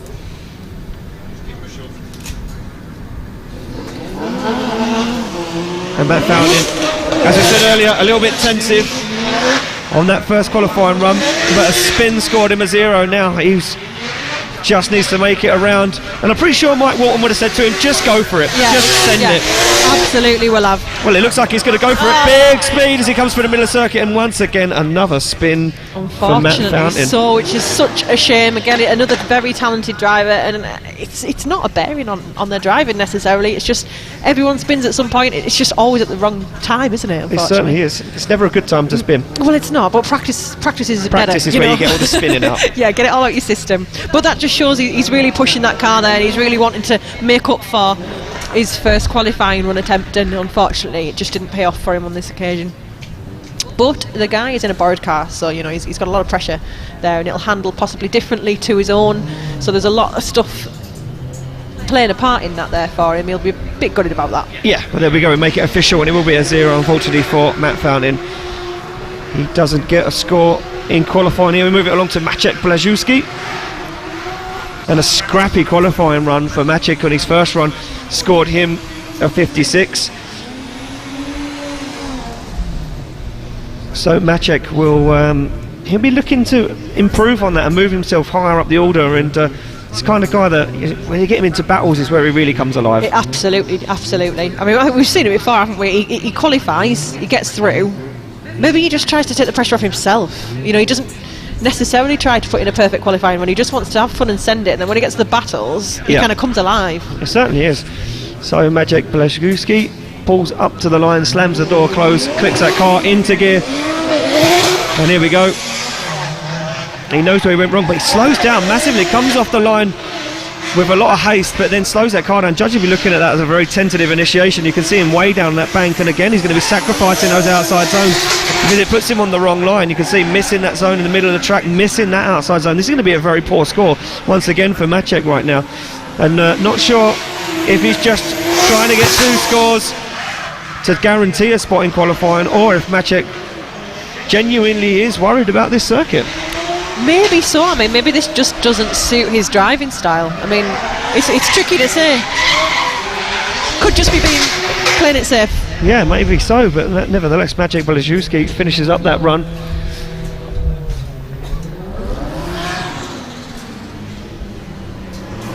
And he's dropping in with a 50, so he's got just under his last score at 56. He's got a 50 this time, putting him at 23rd. So there we go, it is in the show, but way down the order in 23rd, and just goes to show you where that score gets you now. It gets you in the low 20s. It does a score of 50. So those drivers leave the circuit, and we bring out another 4 drivers, and the first one for their second qualifying run will be Stu Jones.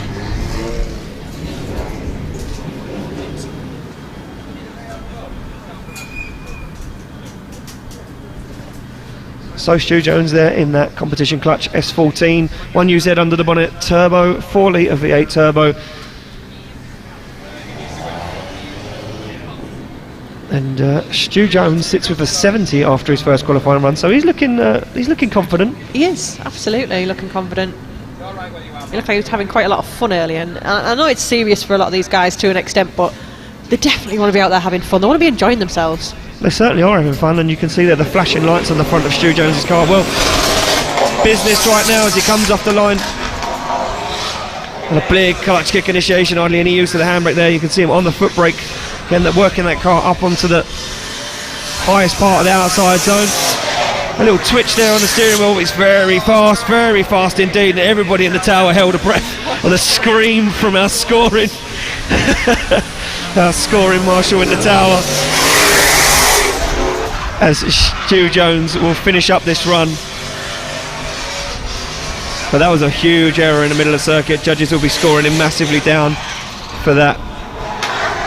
As Stu Jones makes his way into the roundabout to finish off the run. I thought that was all going to go wrong then, Sarah. I think all of us did. We all kind of held our breath for a second, thinking we were going to have a bit of a contact with the wall there, but nicely held, unfortunately. It is an error for him, though.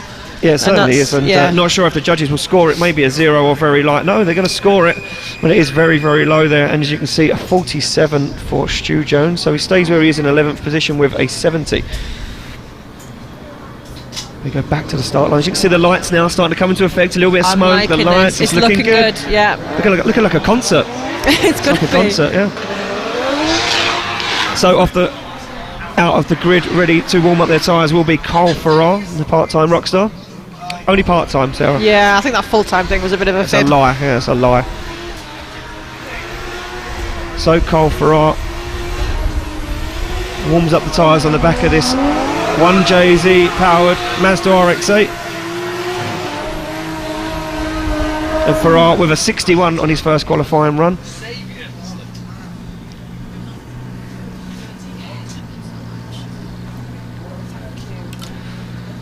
So me and Sarah just being topped up with hot refreshments. Yeah, we need them, don't we? We're getting a little bit chilly do. up in this tower now. I've been handed a burger, but I'm going to tell you now, it's got a bite out of it. So I'm guessing that was Matt Stevenson, yeah, well, the governor. We hope it was. I hope it was only him. Yeah. So off the line, Cole Farrar and his Mazda RX-8 at 61, as I said earlier, on his first qualifying run. Very slow initiation. Lets that car slide on the handbrake up to the wall. He's very close to the wall. It's a very nice job onto that outer zone. You can see him shallow up the angle ever so slightly deep into that clipping point outer zone 3, but a big straight line drag, and he tags the wall and upsets his line and puts himself into a spin. Such a shame for Carl Farrar there. He just sends it everywhere, and it's great because he cares about what happens, but he's willing to sacrifice the car at times. Yeah. He's out there to get a good score, and he enjoys himself while doing it, but sometimes it just doesn't go his way.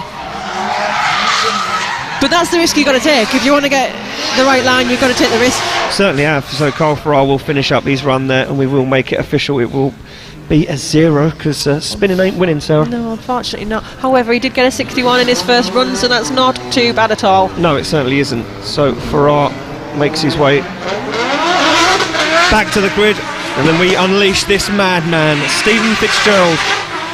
And Stephen Fitzgerald, uncharacteristically, didn't pull a wheel off of his car in the last qualifying run. Well, I think the problem was, what we came to the conclusion of, was that, did he not text you and say, watch this? Yeah, he did last time. He then proceeded to drift over a curve and take the entire wheel off. He hasn't done it this time. And I think that might be a sign, yeah. Once again, Fitzgerald lets that car scrub quite a lot of speed, and then it stalls up massively, pushing himself out of that outside zone. And you can see once again Fitzgerald way off that qualifying line. Gets kind of close to that outside zone and will pick up that front clipping point, but he is off that qualifying line and nevertheless smashes that clipping point in front of the judging tower. Gets himself high up on the bank this time into that outside zone. Starts to redeem himself at the end of the run, but all of the damage has been done in the first half as Fitzgerald, big clutch kick and finishes up the run. Yeah, possibly a little bit too much damage at the beginning of his run there, but the end of it showing more what we've come to expect from Fitzgerald. 59 in his first run, in 19th. What can his second run do? I dare say that's not going to better the first one. Judges just deliberating a couple of points there, and that's dropping in just a little bit lower at 50, sticking him at 19th.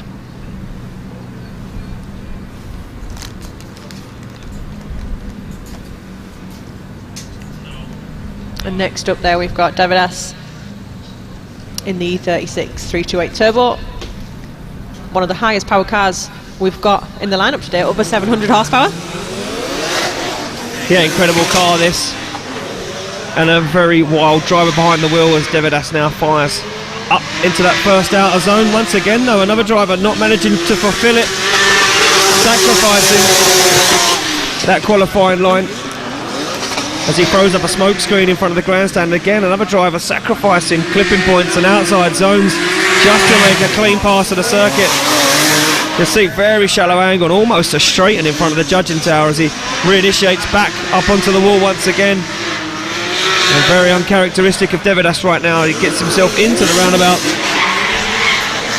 makes his way around and finishes up that run. Yeah, he's normally a lot more tidy than that.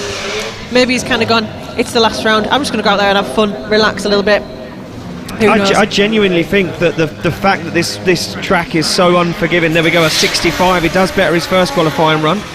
I think the fact that this track is so unforgiving is unnerving to the drivers. I think they're worried about making contact with the wall, and they've seen, you know, what happens. You make contact with the wall, it will throw the front of that car in, and you could end up ending your weekend, you know, absolutely. over a silly mistake. Yeah, absolutely. If one tag of the wall that's just that little bit too hard, if you throw the front end of the car in, you might end up with so much damage that like you say, and that's it, weekend's done. They might be irreparable.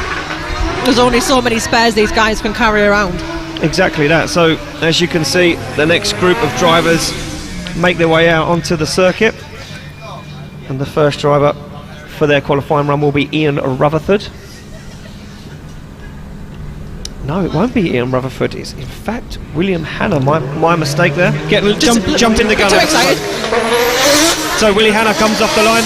All the lights are going this time as he gets nice and deep into the outside zone. Well, it looked like it had loads of potential to get in the outside zone, but he sacrificed it massively. As Willie Hanna now starts to fall off that qualifying line. And Willie Hanna just looking like he's struggling with the car. It's a slightly, you can hear him big clutch kick in front of the tower. And this looks very uncharacteristic. Looks like the car isn't performing 100% at the moment. As Willie Hanna, you can see him around the back of the circuit, really working the steering wheel, and as he comes down in front of the judging tower, very scrappy from Hanna. Gets into the outside zone on the roundabout, and again you can hear him working that car. Not sure what they've done to that car or what has happened, but that was so different to his first run. Yeah, there's something definitely different now. Is it the tyres? I don't know. I'm not as technical as you are, Ian. I wonder if they went back to the pits and said, let's put a lot of grip in this car and see if we can go a lot faster. Oh, so wow, the judges scored it a 0. No, they didn't. Oh, that was wrong. Technical error. I was going to say it was a little bit harsh. 0. So it was. It is. So it was a 0, and it was for an opposite drift. There So we yeah, go, it was. So it was a 0. Fair So enough. Willie Hannah just going to prove there how easy it can go wrong. Up next is Ian Rutherford. A 72 on his first qualifying run. He'll be feeling very confident. Look at the battered and bruised Nissan S13 there, sitting on the line, ready to rock and roll. Rutherford now off the line, and he said, "Well, you know what? I've got it all on the line, very deep into the beginning of that outer zone." Washes off of it as he comes down now. And he's going to sacrifice a couple of outside zones here as he comes through the middle of the circuit. Up onto the wall he goes. Nice job there from Ian Rutherford as he slowed that car down, got it absolutely dialed.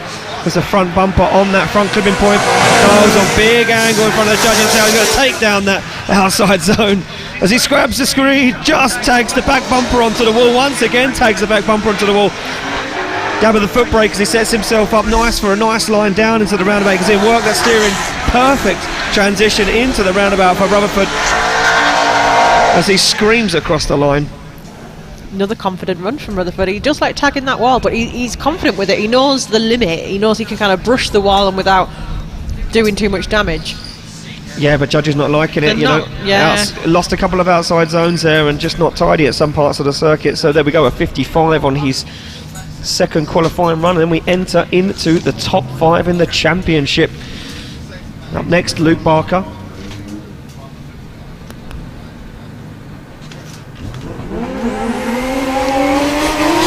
So Barker off the line, and Nissan 350's at a 67 on his first qualifying run. Oh, what a big mistake there as he lets that car wash. He lets it wobble, but he doesn't get into that outside zone. He's not looking like the characteristic Luke Barker. Oh, and he's very, very wide as he takes down that clipping point. Yeah, and look at that, bowed out of it, knew that he wasn't going to make it, and he shuts down and aborts the run. Such a shame for Luke. Again, a guy that's had nothing but bad luck in Britain with his drifting events this year. Plagued with car troubles and niggles. 60 was it in his first run though? It was so a that's 67. not bad. So 67. Yeah, Sorry, so Luke. He did, 14th position at the moment for Luke Barker, but it will be a 0 on his second qualifying run. Shut it down. Then we go top 4, just like that. The top 4 in the championship we go. First up, Paul Cunnington, a 90-point run on his first qualifying run. He top qualifying with that, and he has held on to it. Nobody has come close. What can Cunnington do on his second qualifying run? He comes off the line, through the gears, flames popping from the bonnet of this Nissan 200SX S14.5 as he gets once again nice and close to the wall, running the back bumper along the wall. Judges loving this. There's a round of applause erupts from the judging tower into the outside zone. Can he hold on to this? Absolutely flying right now is Cunnington, not so deep this time to the wall he goes, but he does pick up that front clipping point, looking more technical than his first run. He's going to take out that one. Oh, and he wobbles onto that zone, sacrifices it ever so slightly as Cunnington lets that car wash nice and deep into the outside zone, looks down into the roundabout, transitions perfectly. Big clutch kick from Cunnington as he looks for the wall, and the finish line goes Paul Cunnington. Outstanding performance as always from Paul Cunnington, a driver like we said earlier, and he's got a lot of consistency and it's proving very fruitful for him at the moment. I didn't think he'd quite better his first run. He's got an 83 there, but still an absolutely amazing score, and still in first position. Your teeth back in the qualifying. Yeah, so looking good. Yeah, I'd be very happy with that. I mean, look, very good second qualifying score, but just not as good as that first run that we see. And there we go. The final 3 drivers of qualifying pull into the grid, and this is all to play for right now. Everybody now knows that Cunnington is leading qualifying, so he'll be taking away all those important points that he needs. I do believe mathematically he can still take the championships there. I think he could. I mean, depending on what the top 3 drivers that are currently the top 3 of the championship, depending on what they do, if they don't perform well enough, Paul Cunnington does still have a chance. Well, there we go. 88 for this man on his first qualifying run. There's Martin Cowley. You can see a little dab of the handbrake to set that car back up onto the wall. Big clouds of smoke now starting to erupt from the back end of this S14. Very fast transition from Martin Cowley, but he sacrifices the outside clipping point by scrubbing too much speed too early. He knows he's got himself a good place, so in qualifying at the moment he just wants to make it round unscathed as he gets the back end of that car up onto the wall. Now looks to run the spoiler once again back along the wall. as Cowley sets himself up perfectly for the roundabout. Back into it, a little dab of the handbrake. You can see him just in the back of that car on the handbrake as he stands on the accelerator and finishes up a very good second run. Excellent driving from Martin Cowley, which we've come to see and expect from him this year. He's had a few results that have just been a little bit kind of, what he wanted was just out of his reach, but he's been generally quite consistent, which has got him where he is now. 75 there in his second run, keep him in second place qualifying. Yep, that's 75 there. He stays where he is with an 88, and we move it along to this man, second in the championship. It will be Louis Edwards. And Louis Edwards sits on the line with an 84 in his first qualifying run. Well, nothing to lose, everything to gain right now. Can he top qualifying as he fires that BMW in? Look how high Edwards is to the wall. Very good job there from the young man as he comes down into outside zone 2, onto the wall and into 3. Very tidy job there. Very good use of the momentum as Louis Edwards gets the front of that car absolutely pinpoint perfect on that front clipping point. Nice, good job from Edwards in the middle of the circuit. Very good as he gets the back up onto the wall once again. Edwards is going for it. Edwards is not leaving anything on the table. He wants to take qualifying. He's back up onto the wall once again as Louis Edwards fires down into the roundabout. Little dab of the left foot brake as the young gun puts foot to floor and takes it across the line. Buxton, show your appreciation. Yet another unbelievable run from Louis Edwards. The consistency is incredible. Can this top qualify? No, it's not as good as what I first assumed. Judges not liking it as much. An 83 for Louis Edwards, but there you go. That's the consistency. And here we go, Sarah. The final run in qualifying is this man, your current championship and points leader, Josh King. Well, he sits on a 71. He knows that Cunnington's breathing down his neck right now. Can he top qualifying? He's going to try to as he flicks the back end of that BMW up onto the wall. That M50 turbo screaming under the bonnet, destroying those Foligno tyres as King comes down up onto the wall. Can he get close? He certainly can. Almost takes the back end off the wall, pulls the front of the car in. No front clipping point. Josh King is screaming. He's going for this one. He knows he needs to pull it all out of the bag for the final round to take the championship and take qualifying. Not as deep into the outside zone as what the judges would have liked to have seen, but he sets himself up nicely for the final outer clipping points on the roundabout. To the wall he goes and across the line, Josh King. Okay. Oh, you can hear the fan club there for Josh King in the grandstand. Well deserved cheering as well. That was a brilliant run yet again. 71 in his first run. Looks like he might just get a little higher than that. Yep, 7th position with a 75 now in his second qualifying run. Josh King looking really strong there, as ever. Wow, that was quite an intense qualifying session. Yeah, you can say that. There was some real highs and some real lows, a lot of bad accidents, a lot of guys not making it into the show, but I tell you what, we have definitely got a show ready to go for you guys later on this evening. Right, well, shall we have a little look and see who is going through to the battles? Yeah, you can just see the battle tree coming up there. So we've got some interesting stuff going to be happening a little bit later on. Yeah, so there you go. You can see the battle tree up on the big screen for you guys in attendance and for you guys at home. Patricia taking, look, teammates taking each other on in the first half of the bracket. Insane stuff. You can see some very good ones stacking up. Sarah, I need a break. I need to sit down. I need to enjoy this warm coffee. I need to re-energise because top 32 is around the corner. I think it's going to be action-packed, so do not miss out. 5 to 7, tune back in for the battles.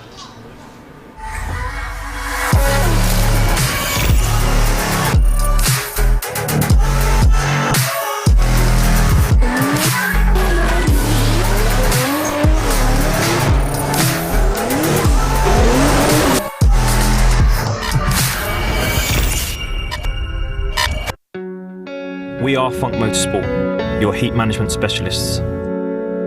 Based in the UK, we strive for perfection, developing thermal products trusted by professional race teams and drivers worldwide. Performance, protection, reliability.